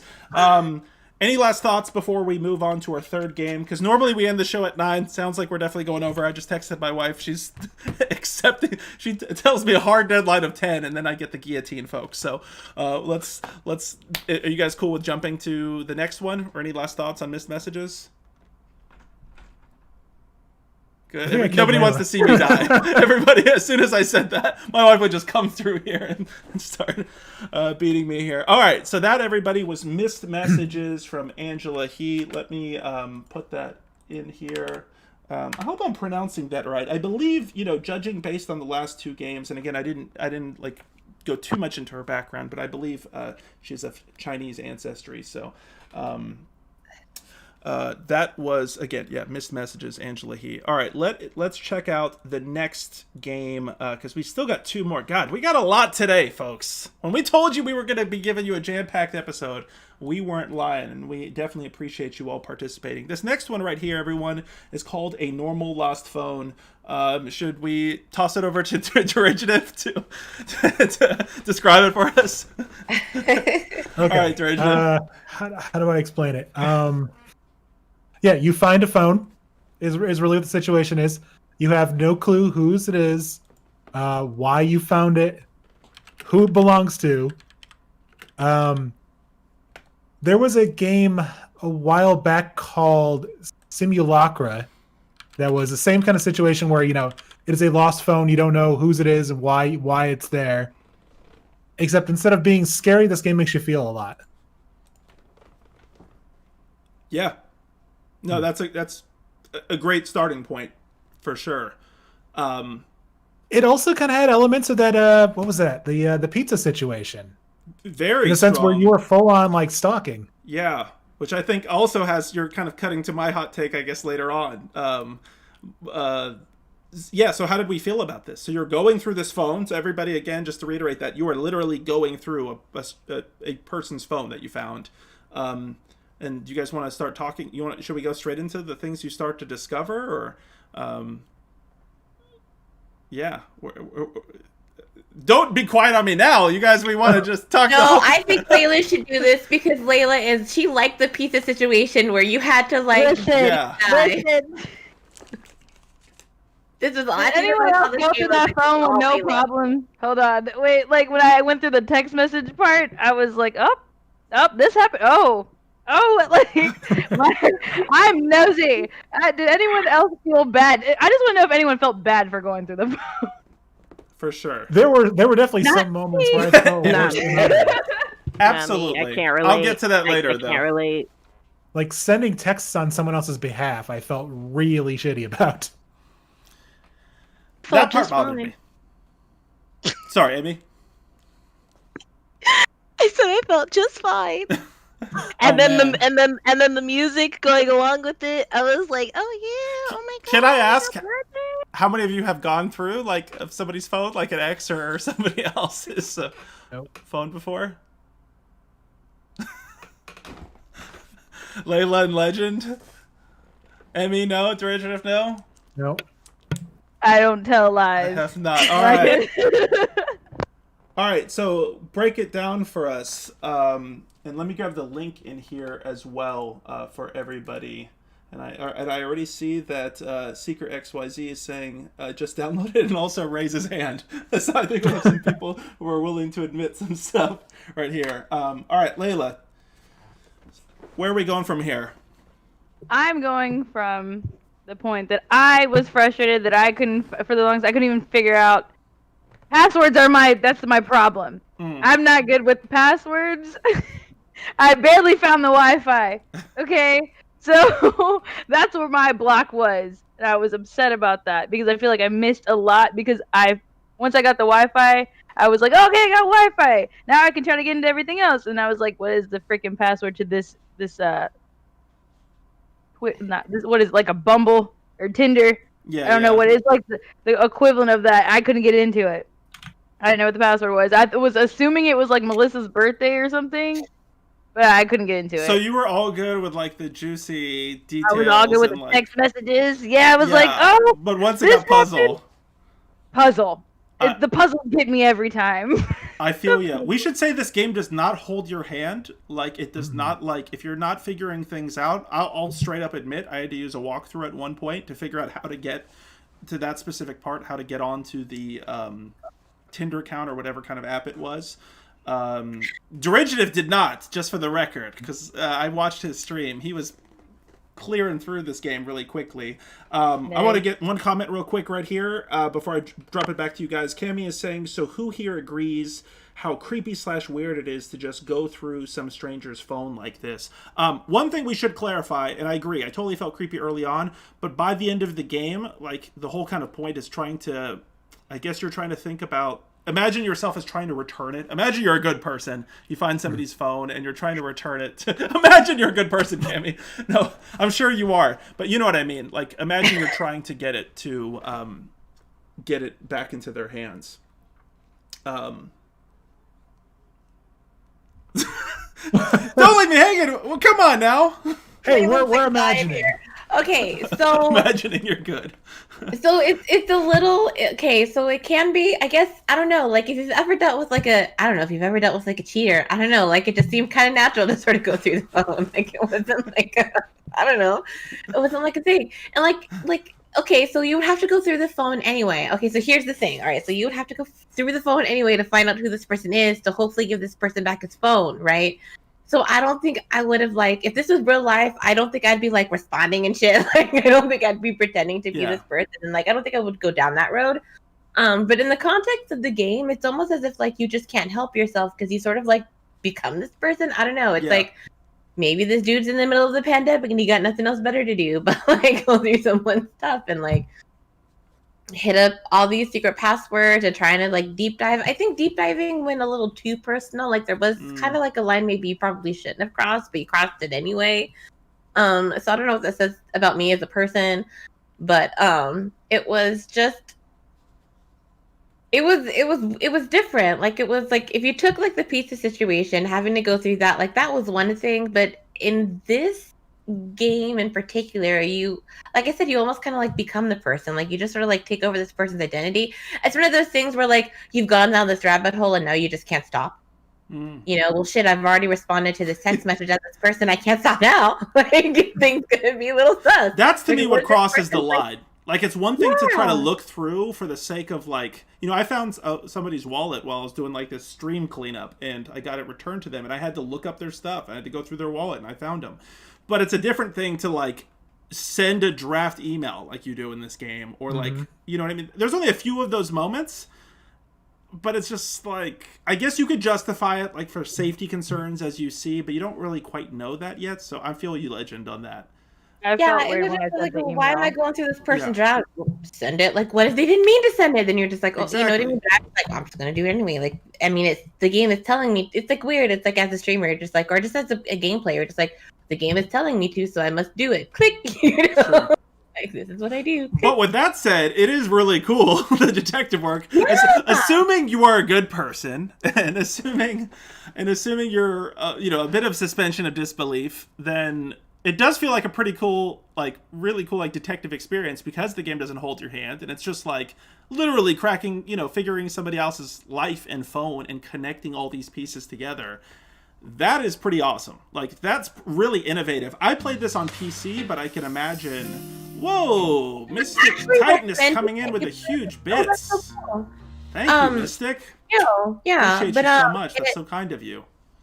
It when you read through the description on the itch page, it actually says like some people did play it on the phone and they said it was like a much better experience for them that way compared to playing it on the PC. Yeah. No, So that is recommended by other players of this game to play it on your phone instead of any other way. Yeah, no, I feel you on that. Yeah, again, shout out to Mystic. Thank you so much. That is super kind of you. Really appreciate you. Hope you're doing well. Everybody, make sure to follow Mystic for sure. Yeah, appreciate you so much there. Emmy, you've been suspiciously quiet over there, and I'm not sure how to take that knowing you. You want to chime in here or no?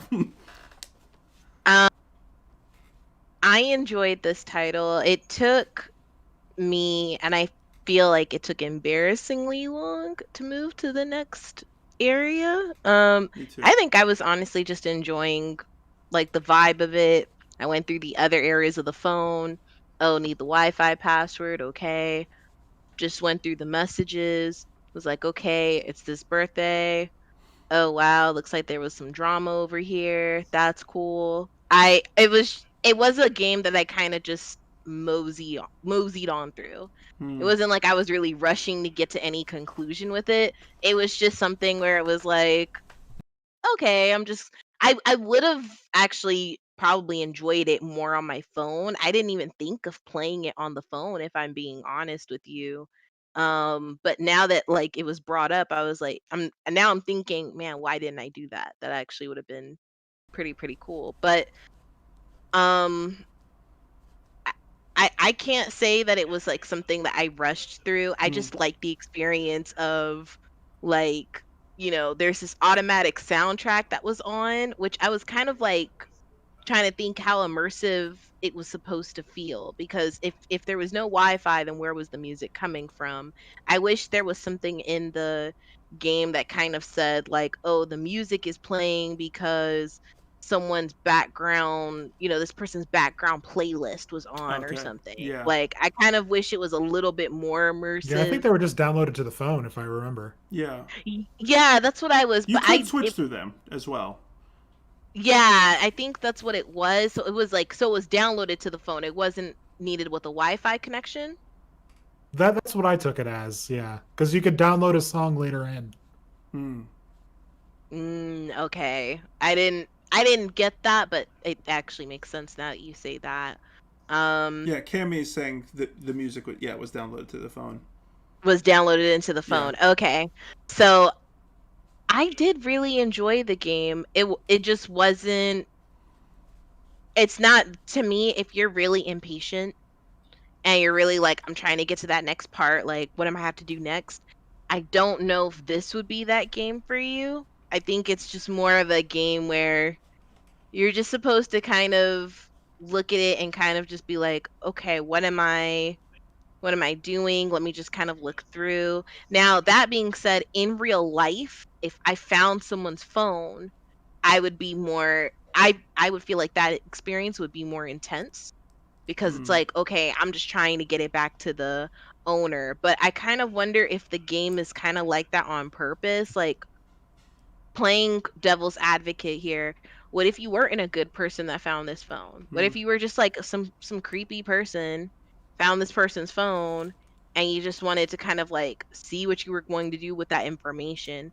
I mean, I guess you could decide that like once you started playing, but that's kind of how I took it as. It didn't seem like something that, okay, I'm looking through all of this information because I'm just trying to get this back. It seemed more like something else. I don't know if anyone else took it like that, but I kind of took it I know like one of the that. first things I did when I was playing it was, I think I found, I'm trying to remember if it was one of the parents or a friend, and I tried to call them. So like you can click the call button and it says like insufficient credits. So because you figure out that it's like one of those like track phones basically. Yeah. Because in a real situation, that's what you would do. I always like, if I've ever found someone's phone, I would be like, "Where's mom and where's dad?" And call them, and be like, "Hey, I found this person's phone." Obviously, that's who you would call, or at least for me. And I've done it before, and it took no time to get someone's phone back to them. I'm holding back laughter because I'm wondering what a bad person would do. Like call the mom and I called your mom. I have your phone. She said. You're saying horrible things. I need it. All right, let me just stop. Yeah, Emmy, it's interesting because I'm glad she's laughing at it. Somebody laugh. Thank you. I feel like Jeb Bush. Do you guys remember that meme where you have to like ask people to clap? Please clap. Thank you, Layla. Bombing here. Emmy, it's interesting what you mentioned though, because what you were saying is like, it sounds like you were enjoying going at a really leisurely pace. Like you wanted to explore all of that stuff. I loved all the detective aspects to this, and I loved that it didn't hold your hand. I almost wish I didn't look back at the walkthrough, as you always, you kind of have regrets sometimes through that, because it's like I did get impatient at one point. And I probably could have, figured out, because you guys know I love puzzles and detective games, things like that. But it sounded like people were all really cool about that aspect of it. Yeah, Layla, that I know you kind of the puzzly element kind of threw you off there. I mean, honestly, if I had more time, considering everything that I had gone through and all, I would have been. I feel like I would have definitely made sure I would have found out what happened. But time was just against me. Yeah, I feel you. But I definitely want to go through and actually, get past that barrier that I was at that I couldn't figure out for lack of time. But I loved it. I like, honestly, I did love this way, like, because I struggled with family and all that stuff, but this was a game where I actually did enjoy it, because it was something that I enjoyed, just the scheming aspect of it, of like, oh, this is happening, the pizza situation. So I did like it, Yeah. So.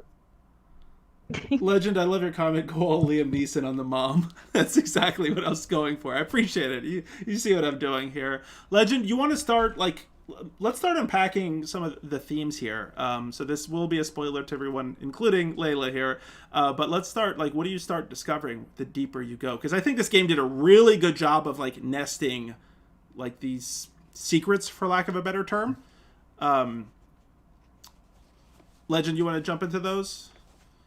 Or, yeah.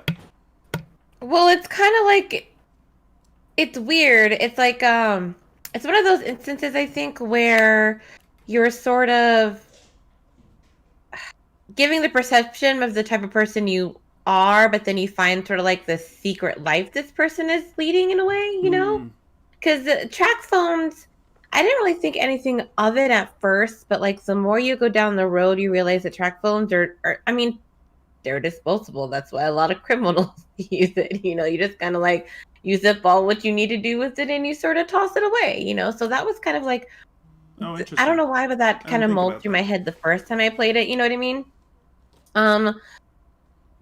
It was just, you have this perception of who you think this person is, and the way the game kind of leads you down the path. If you play, I don't want to say play it correctly, but if you, like Emmy, if you casually play it, you're just kind of going through the motions. It leads you down this path of thinking, and then you just find something completely different than what you thought this person was. So yeah, you're sending this message, you're doing these draft things like you wouldn't, but then the more you dive deeper into the phone, the more you're just the game is made to where you sort of have to go through more because you're intrigued by what you find. I don't know why I'm saying a lot. It's weird. Maybe because I'm trying to get tired, but it's just weird. Like, it you're intrigued by what you find because, like I said, you have this perception of who you think this person is by responding as this person, and then you're just like, when you find like the Tinderish sort of website, and you're just like, well, why? Who you looking at on Tinder? Yeah. Who you swapping for? Yeah, going off that Tinder thing, like when I saw that kind of happen, because they have two accounts. There was Sam Thing and Sam Thing Else. Like reading through the stuff, my mind was going, oh, I've got a second account to like catch their ex in the act of cheating on them, and like that's what I was thinking. It's like, okay, you got one account saying I'm trying to remember what the age was, like 18-year-old male, and you got this other one saying I'm an 18-year-old female, and then my mind was thinking, oh, it's a honeypot situation. Honeypot, is that the right term? I don't know. I might be catfish. Yeah, you're right. That's good.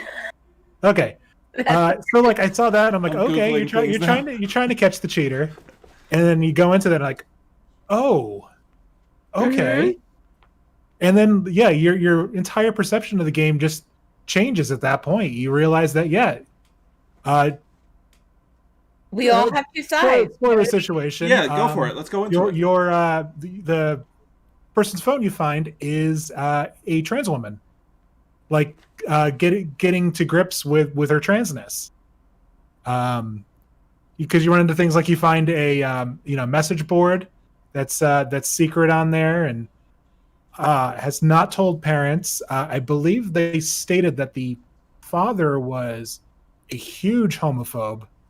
If I remember, and like to the point where there was, I'm trying to remember if it was an uncle or a cousin that had gotten same-sex marriage. A cousin. And they told them that they joined a cult.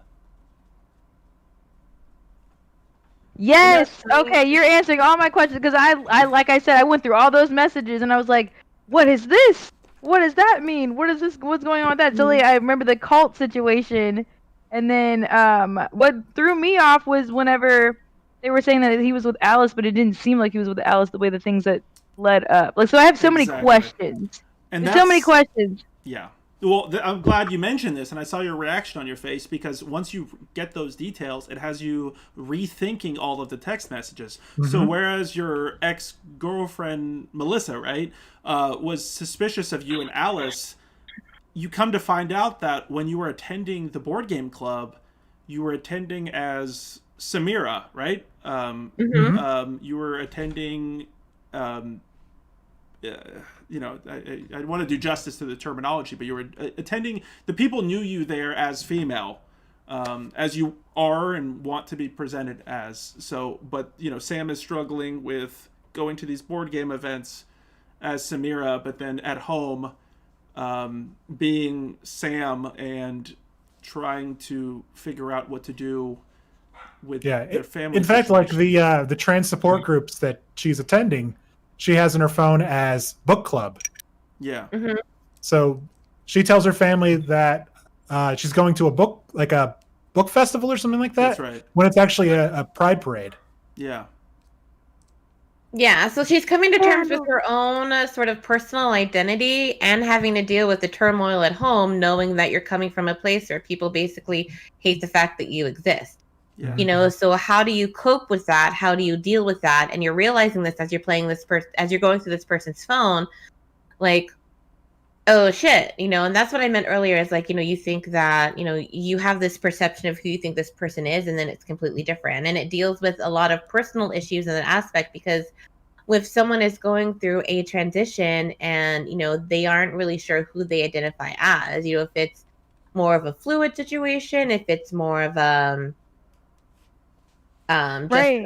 just like a personal, you know what I mean? Because it's just, it's so, I think we take these instances for granted, a lot of times because of the community that we're in, the circle of friends that we have, you know what I mean? A lot of our community are very LGBTQA plus friendly. They're very trans friendly. Like we're doing our best to educate ourselves to ensure, like right now, we're making sure that we're saying the right terminology. We're being as correct as we possibly can. And so with us, we were like, okay, yeah. But we don't often think in times of these situations that, these family members it could be life or death. Yeah. They thought he was a part of a cult and he would just try to live his life. You know what I mean? He just wanted to be happy. He just was trying to do his thing, And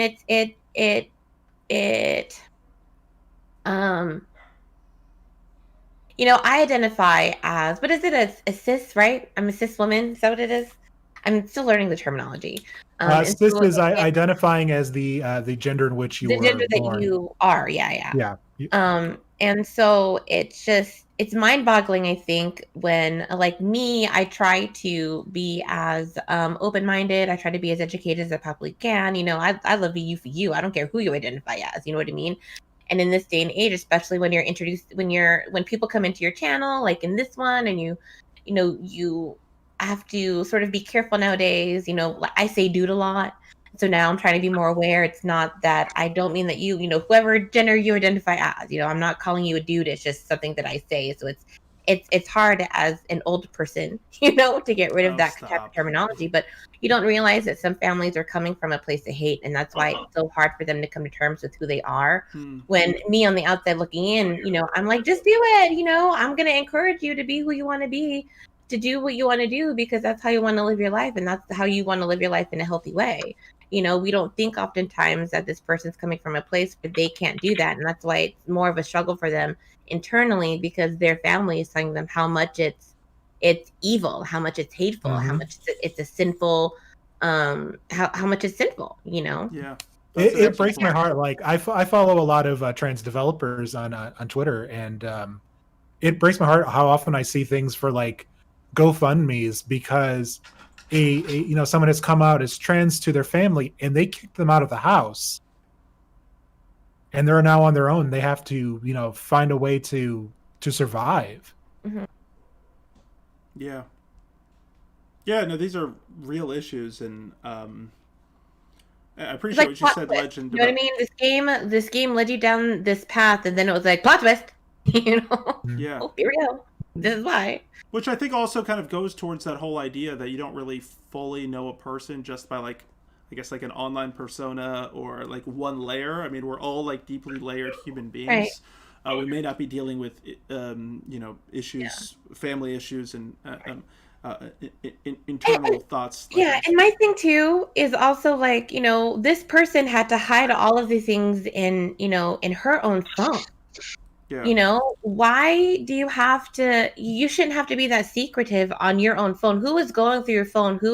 This is sort of like, I don't know if this was like where anyone else went with this, but in my perspective, I was like, who is controlling this person so much that they feel the need that they can't just be, I don't want to have to hide shit on my phone. If someone's going to through my phone and they see, oh, this is a trans support group, then they're just going to fucking see it's a trans support group. Like, I'm not going to care because this is my phone. This is my personal space. I don't want to hide things on my phone.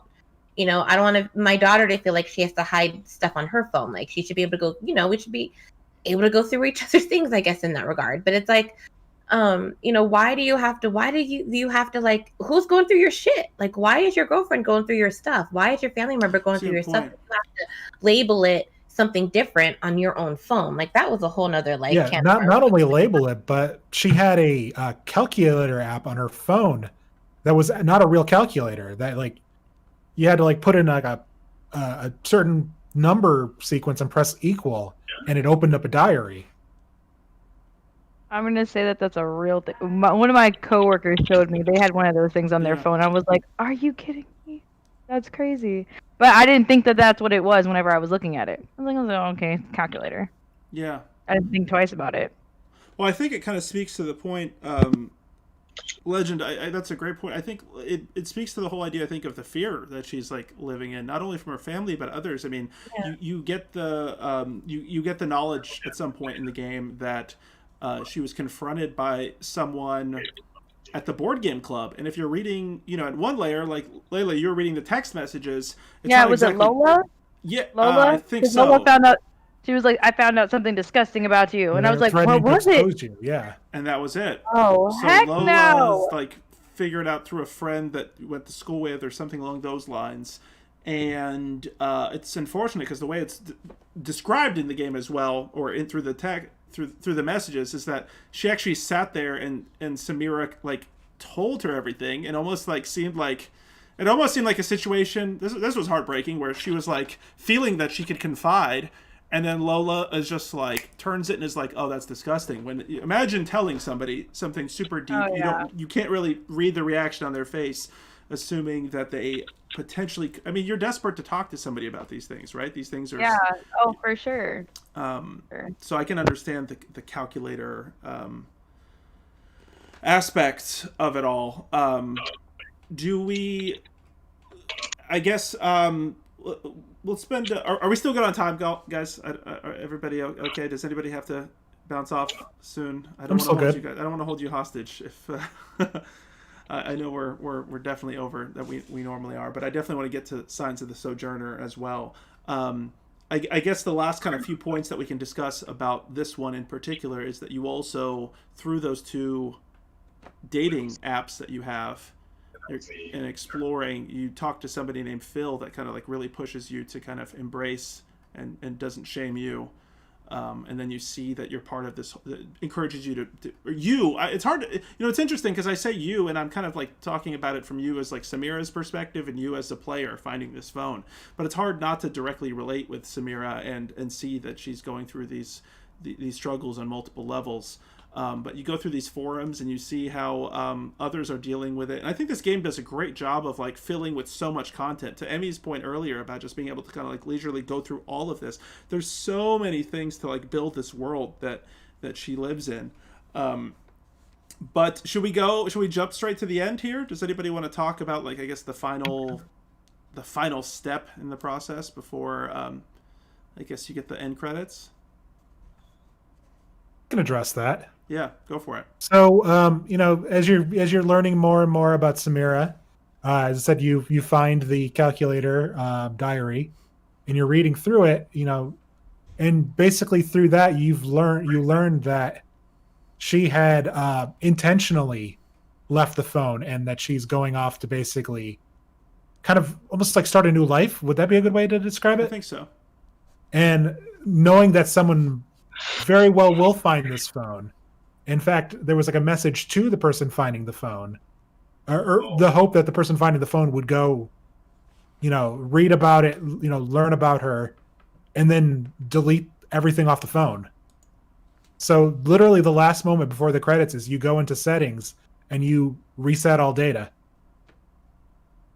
It's a fitting, I think, ending. It feels like really like, you know what I mean? Like it's a moment. Like we did it. I was really moved in that part of the game and glad about that. And your friend Alice, right? Like, as you said, Derivative has that email and kind of talks like and says if they are a good person, they would probably do something like this. So I really appreciated that ending.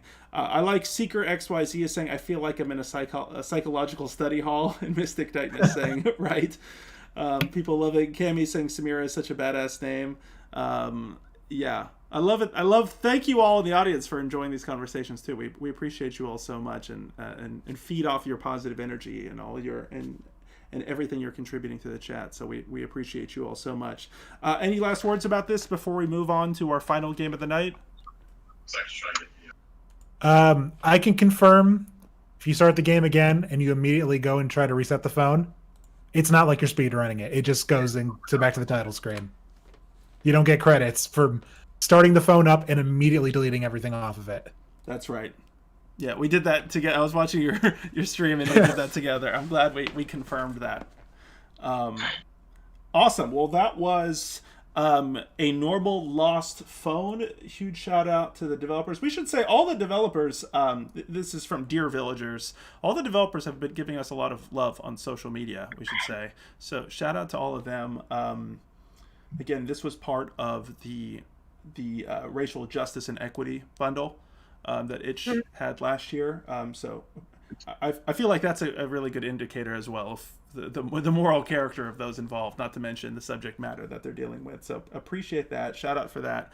And then let's move on to our final game, which also, when we're talking about the bundle, this game, Signs of the Sojourner, was part of the bundle as well. And I actually want to give a really big shout out for that, because one thing I noticed for the bundle is I think not only is it's super morally praiseworthy, I think everybody who participated in the bundle, but there's a couple like cases like Signs of the Sojourner and Wide Ocean Big Jacket, where those games were released new right when that bundle came out as well. So I really appreciate that those folks actively didn't make the decision, oh, is this going to affect sales or anything like that? They threw these games in the bundle. And Signs of the Sojourner is a $20 release, and they included it in a bundle, which was, I think, pay what you want.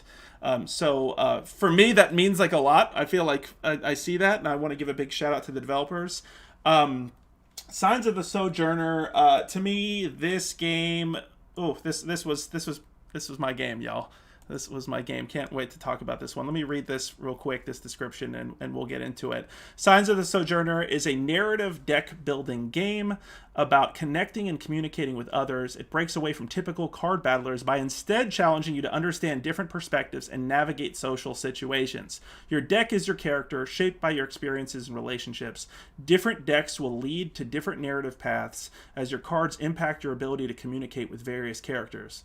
Rather than building the most powerful deck, you will have to make decisions about who you want to be in this world and how you relate to others. Last paragraph here. Set in a near-future Earth-like world, you take over your mother's store after her death, traveling to diverse locations in order to acquire goods for the shop. This is a world where communities are more insulated, where travel is difficult, and where climate change has made life hard, but you'll still encounter optimistic stories, compassionate characters, and delightful surprises.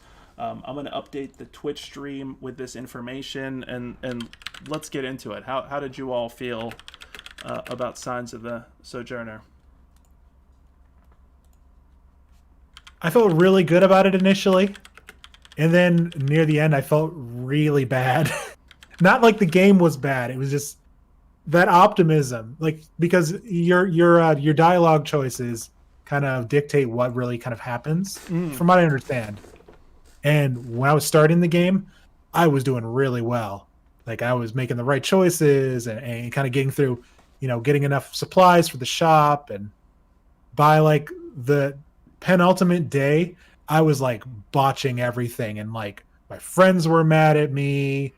The nice old lady who was giving me chocolate is dead. And like, the only thing I could trust was that little puppy. The puppy never let you down. That was the puppy never let you down. Though I think you could technically fail the puppy, but really difficult to fail the puppy. Like a tired card, maybe? I'm wondering. I think if you throw the tired card, you can fail the puppy. Gotcha. I dropped the link in there for everybody to check out. We should say, and I don't blame the full panel if not everybody got through it. I'm not sure or not, but like, I know I told you guys we could just talk about like the first part of the first mission, because we should say this game, a run of this game on how long to beat is registered at about 3.5 hours. So this is like a roguelike game where you're playing through an entire story. So there is quite a bit to it in comparison to the other games we've played. I have a lot to say, so I don't know if everybody is quiet, and like I don't want to take over. I talk way too much already. I'm happy to toss it to you all, and then. No, you can go right ahead. You sure? I've talked way too much. I've talked way too much this episode. Go ahead. All right, you don't gotta tell me twice. Interrupt when you guys are ready to take it back. I love this game. I absolutely loved this game. I'm so glad we talked about it with this episode, because I feel like this has the visual novel elements combined with some really clever like core gameplay mechanics that I think work really well. I think this whole idea of language and communication works on so many deep levels. So for those who are watching, each of these cards and each of the symbols on the cards represents different things. So like empathy and understanding, directness, being diplomatic, like each of those cards symbolizes a form of communication. And what's made more powerful and beautiful by this is every time you have a communication with people, like as the game description said, there's no violence in this game. It's conversation. Every encounter is a conversation. Mm-hmm. And after every conversation, like you might be able to see there in the trailer, you actually gain a card based on the experience of the person you talk to. So you like gain like an element, an essence of them, like a piece of who they are and how they communicate, and then you forget a bit about your style of communicate, your old communication. So over the game, because you talk to people, that symbolizes you learning from them, and then also changing and growing as a person. So what's really clever about this game is that the further you move away from your home, the different styles of isolated communication are there, or you'll talk to people like robots that have a different communication style. And so you might actually, in order to adapt and to talk to those people more effectively, you might actually forget the language and style that is effective in communicating at home. And I thought that was so beautiful in terms of like moving further away, like as you travel, getting closer to potentially like other cultures or other people, and potentially kind of maybe losing a bit of yourself, but trying to hold on to it and adapting to different people. I thought that was so beautiful, so awesome. I've never seen a deck builder quite like this. This is an idea that I've like toyed around in my head for a while, like this whole idea of like personality styles in this. So I'm so glad to see it here. Yeah, I honestly could keep going on about this, but how did you all feel like as far as like how the mechanics fit with the story and those aspects? I think mechanics worked really well. I mean, I play a lot of, I guess, games that are sort of similar this way. I mean, not like storyline or, but like, the card strategy type stuff. So I thought the gameplay was really well. The mechanics were pretty easy to manage. You didn't need to have a README file, which was nice, You have the README file. Yeah. Though I'm sure I do want to point out that in Tony's honor, every game must have a README file. It's very important. If you don't have a README file, Tony's not going to play. Okay, or at least he'll be controller apprehensive support about as playing well. that game. Gotta have that README file. It had a decent I like the tutorial mechanics. stuff, I like the gameplay. It was smooth. It was easy to do. It wasn't complicated at all, which I love. Sometimes I don't know why, but even in a card strategy game, it's complicated. Like why? Like just easy mechanics. And you want people to play your game, right? So, or at least you want people to play your game and be involved in the story, and to have each card really like these are your life choices that you're making, and what you do and what you say does. In respect to what we were talking about earlier with missed messages, this is the game where your choices are going to kind of like define your gameplay. There is your choices. That's it. That's what you got. Yeah. I'm so sad that the old lady died for you, though. She did for me as well. In my yeah. I mean, she did for me too. But the way the derivative said it, the old lady gave me chocolate, died. Like, I'm gonna miss that. I think that's what's so beautiful about this game too, is because it's set with 5 journeys, you get to like know these characters through each journey. And I love the fact how alive this world feels.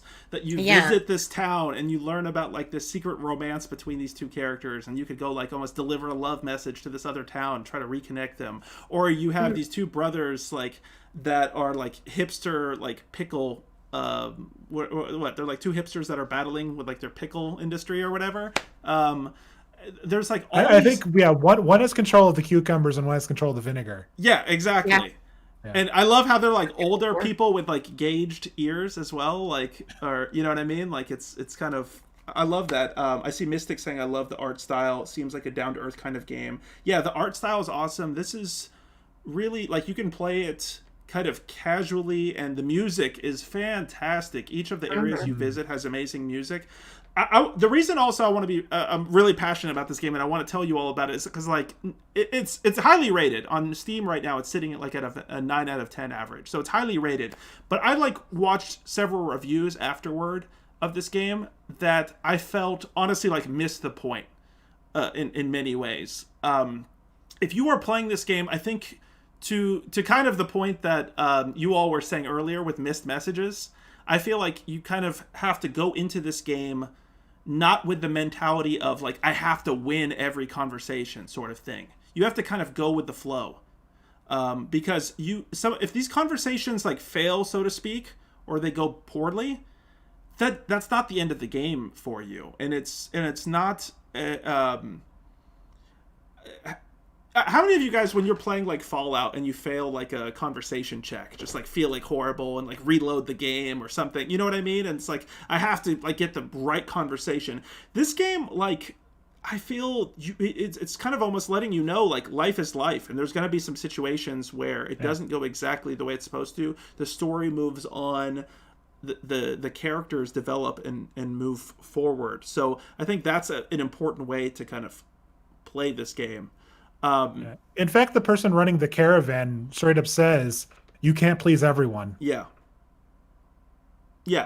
which I think is a great line there. Yeah, that's life. You can't play. Nothing that you do is gonna make everyone happy. So it's. But at least, yeah, this was more of like a life sim, I would have to say, compared to the other games. It was definitely more of like a life simulator, I would have to say, than I guess a visual novel, if that makes sense. Yeah, that's what I think is interesting, because it has the visual novel like story component, but with the gameplay where you're planning like your travels, where you're gonna go, what objectives you're gonna do. I love that. Like King of the Cul-de-sac, right? It was a visual novel, but it was also like a game you legit played. It was interesting. Yeah, and I love that traveling part, kind of like the roguelite kind of element of like choosing where I'm gonna go, what I'm gonna pick up. Because I really felt for the story. After your mom dies at the beginning, you and Elias, right? The character that you see right there on the screen.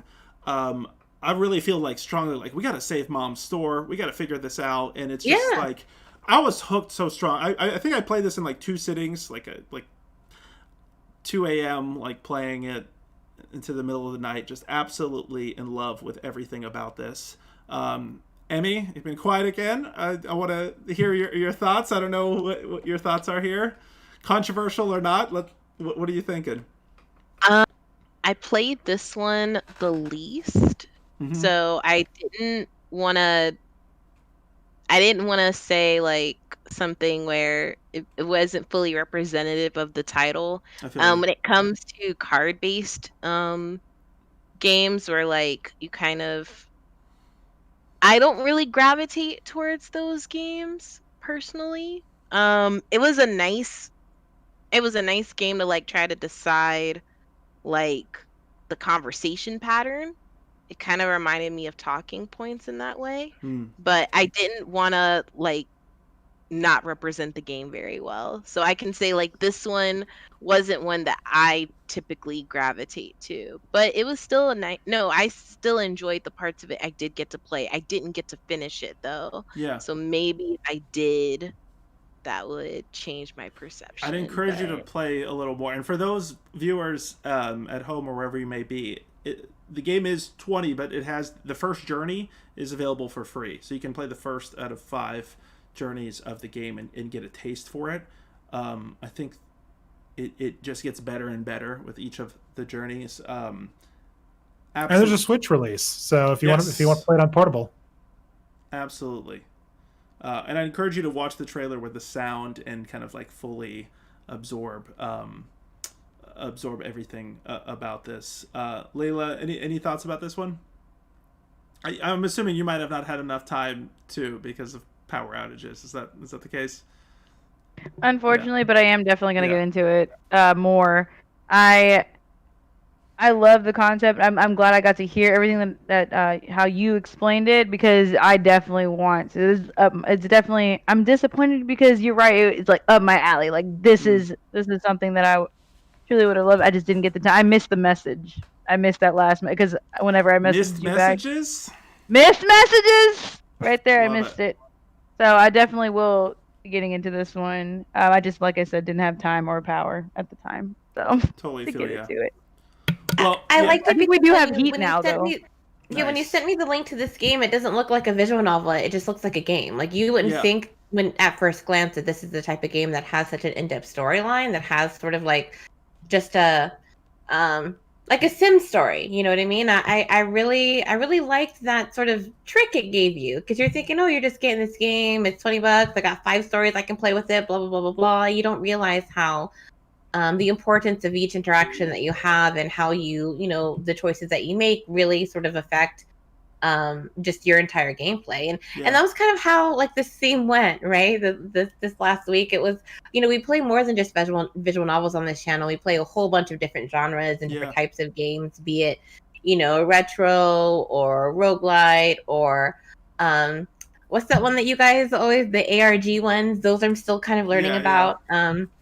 So we always have like really in-depth conversations about every single game that we play. We can go off regardless of what it is. It could be just some roguelite, just some point and click, or just whatever. It doesn't even have to have a story to it. And we will go on for hours about it. That's what I love about and trailers and just that's what I love about us. You know what I mean? We can go on for hours regardless of what type of game that it is. It just happened that this week, along with what Layla had to go through, with everything that we've had to go through, just United States wise, and I totally feel you. It's just been crazy, and it just fell in line with everything. These stories were stories that I think we needed to sort of play. It's funny how things kind of work out that way. And it was nice to have just this. It's not often you get visual novels like these where it has a lesson to be learned, a segment to take away from. Like you take away so much from all of these games. It'll hit you differently in each field. It'll have you relive things that maybe you didn't want to relive or weren't ready to, but it has you sort of, these games are very confrontational in an emotional way. And I really enjoyed that about this week in particular, because it just sort of wrapped into everything that we're going through personally. We are all very close friends, for those of you guys that aren't familiar with it. I mean, we talk to each other on the daily, we're always hanging out with all of us, and so we all know that we're all kind of going through our own little personal journeys, and some of us know a little bit more than others, but these games just really hit the spot this week. So it was refreshing and also like traumatic in the same way.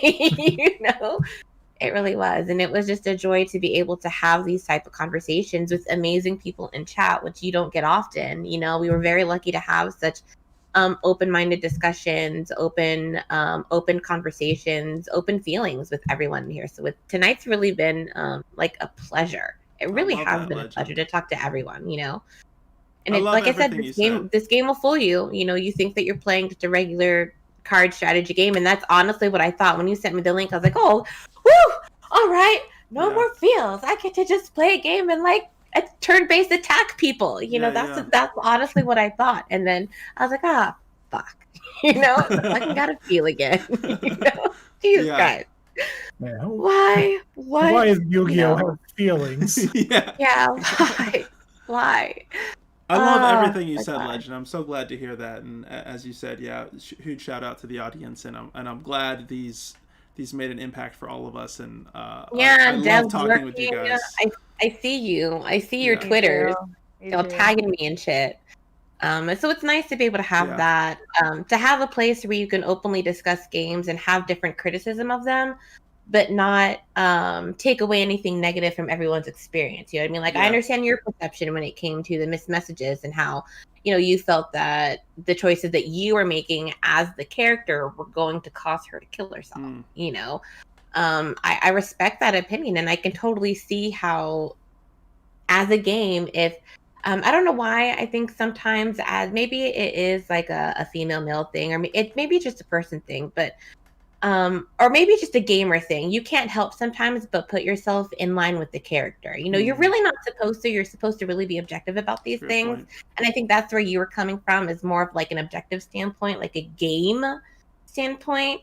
But I think those of us that have been in this industry for a really long time, you just can't help to sort of like, I'm playing a visual novel now, and instead of saying detective, I keep saying, well, me. I keep talking about it like it's me in the game, Like, I'm going to figure this out, and, like, this is what I'm doing right now. And it's like, no, this is what the detective is doing, this is, like,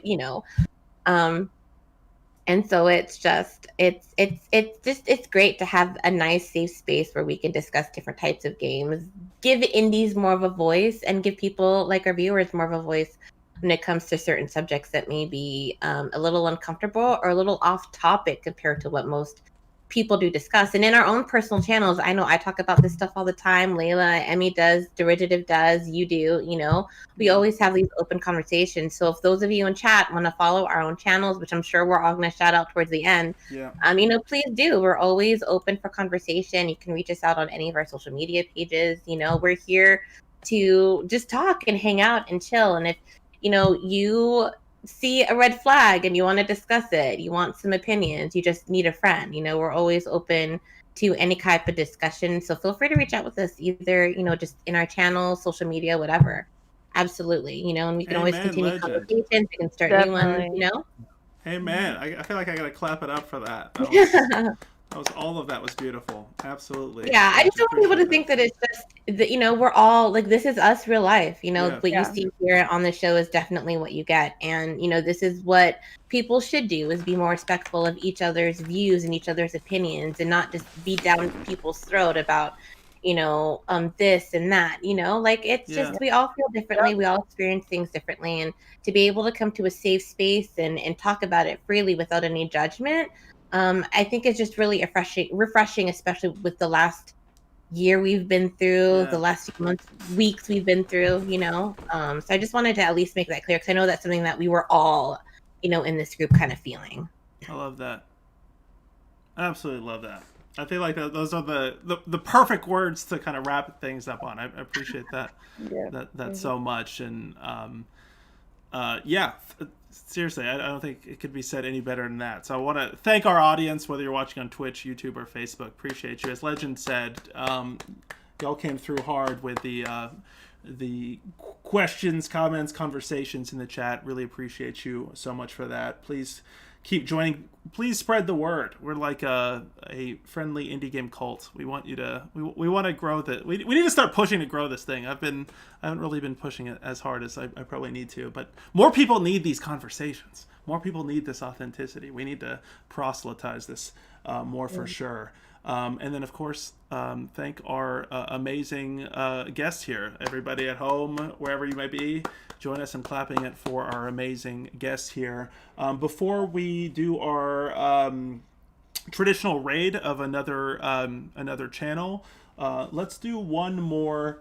Let's do one more round of folks letting the audience know where they can find you. Legend, how about we start with you? I'm gonna drop your info in the chat right here. Oh, right on. I get to go first this time. So that's my link in chat. I'm Legend of the Star. You can find me on social medias, Facebook, Instagram, Twitter, under Legend of the Star. I'm an exclusively indie streamer. There's 3 shows that I generally do on my channel, which is Venus Nights, Indie Nebula, and Death of a Legend. So I play casual indie games, horror, mystery, and I play a mix of demos from itch.io, specifically on my channel as well. I like to consider myself a just chatting with games streamer. I kind of talk like this all the time while I play games. So feel free to hang out, follow me. If you guys ever want to chill and chat indies, you know, our community is the best spot to go. I love that. Let's clap it up for Legend. Make sure everybody don't leave if you're not following everybody here. We want to keep that love and support going, and it only takes just a couple seconds to follow all the amazing people here and help spread the word. I dropped everybody's information in the Twitch chat as well. Derivative, let's pass it over to you. All right, I'm as said before, I'm Derivative. I stream over at twitch.tv/Derivative. You can also find me on Instagram, Twitter, PlayStation Network, if that's your thing. I stream Mondays, Wednesdays, and Fridays. I do exclusively games that are overlooked and underrepresented. So that's the really deep cut indies, possibly even AAA games that just never got attention. I said Monday, Wednesday, Friday. Then I do the First Look Obscure Speedrun Squad every second Sunday of the month. I'd like to think I'm a very welcoming channel. If you want to see some games that you may not have heard of, you could do much worse than me. I love that. Tristan, you can do much worse than me. You don't give yourself enough credit, my friend. Let's clap it up for Derivative. Always a pleasure having you on. Always love watching your work, for sure. All right, Emmy, thank you for gracing us with your presence this week. Let us know where we can find you and all that good stuff. Oh my goodness. Thank you so much once again for having me on, Mike. I really appreciate Absolutely. it. You can find me on my personal channel sometimes doing experimental board game stuff and whatnot. Twitch.tv/Demon Angel Clone. When I'm doing an event with the goddesses, you can definitely catch me on Twitch.tv/Athena Alliance CLT. We're actually having a workshop this weekend. So if you're Ooh. someone who's out there and wanting to learn how to stream and you're not sure if you can do like a low budget setup or how to fix your lighting or any of that, definitely, follow the channel and come see what the ladies have to say. Our first panel was very insightful so this workshop is going to be really awesome. We also do things there like tonight we're doing Dungeons and Dragons. We do a lot of RPGs, a lot of esports titles. So we just dabble in everything and, love to kind of present ourselves and help others out. So, give us a follow and we'll support back. I love that so much. Let's clap it up for that. And make sure, Sammy just said, make sure to follow her and the entire Athena Alliance team and support the amazing work they're doing for sure. And I think we'll actually end up rating one of the Athena Alliance members. Maybe, Emmy, you can help decide. I know you got the Dungeons and Dragons and also Faulty is streaming, so maybe you can tell us where you want the raid to go. Last but certainly not least, Angelic Layla. Let the folks know where they can find you. What's up, guys? I'm Angelic Layla. I am the goddess of duality. You can catch me on Twitch at Angelic_Layla. I usually play Shinobi Striker, where I'm in the NW clan, the Ninja Way clan. Uchiha over here. I definitely play Shinobi Striker often, but I'm actually more recently going to get back into Conan, which I'm known to stream for like 20 hours playing that freaking game. So I'm actually kind of scared to get back into it. Wow. But they also, I will also be playing No Man's Sky as well with some of my friends because they released companions, so you can have pets on there. That's So I cool. will also be going back to No Man's Sky as well. Outside of that, you can catch me in the Athena Alliance here in Potions and Pixels on Thursdays for Indie Game Club. I'm an ambassador for the game Hers, and also the Twitch Streamer Collective on Clubhouse. For social media, I'm always active on Instagram and Snapchat, and I just recently made a TikTok. I'm really big, as you guys can tell, about mental health. I've been dabbling into a lot of that stuff lately. On my Instagram, there's a lot of positive stuff on my feed, on my story, as well as a bunch of not so appropriate. I joke a lot on my social media. You definitely get genuine me. I'm genuine all the time. The way I am all the time is how I really am all the time. So expect all the goofy stuff as well on my social medias. That's where I respond the fastest is Snapchat, Instagram, and whatnot. So definitely feel free to give me a follow. And thank you, guys. Awesome. Let's clap it up for Angelic Layla. So glad you have heat and electricity now. Yes, I'm not a freaking Texan popsicle. That's that is. Ooh, let's hope it all continues to get better for everybody there. All right, Emmy, can you tell us who we're going to be rating tonight? Yeah, it looks like Faulty is actually testing out her VTuber. And I've been wanting to see like what others think of it too. I think it's really cute and innovative, so I think it would be really cool to give that raid over to her. Sweet, let's do that right now. So everybody join this raid as we sign off, and make sure to did I do that right? Yep, everybody join into that. Make sure to show Faulty some love. Thank you all so much for joining us. Thanks to all the new followers. Thanks, Mystic, for the bits. Really appreciate you all. You guys are amazing. Hopefully, we're excited to see you next week. Make sure to join us. And let's go to that raid. Good night, everybody.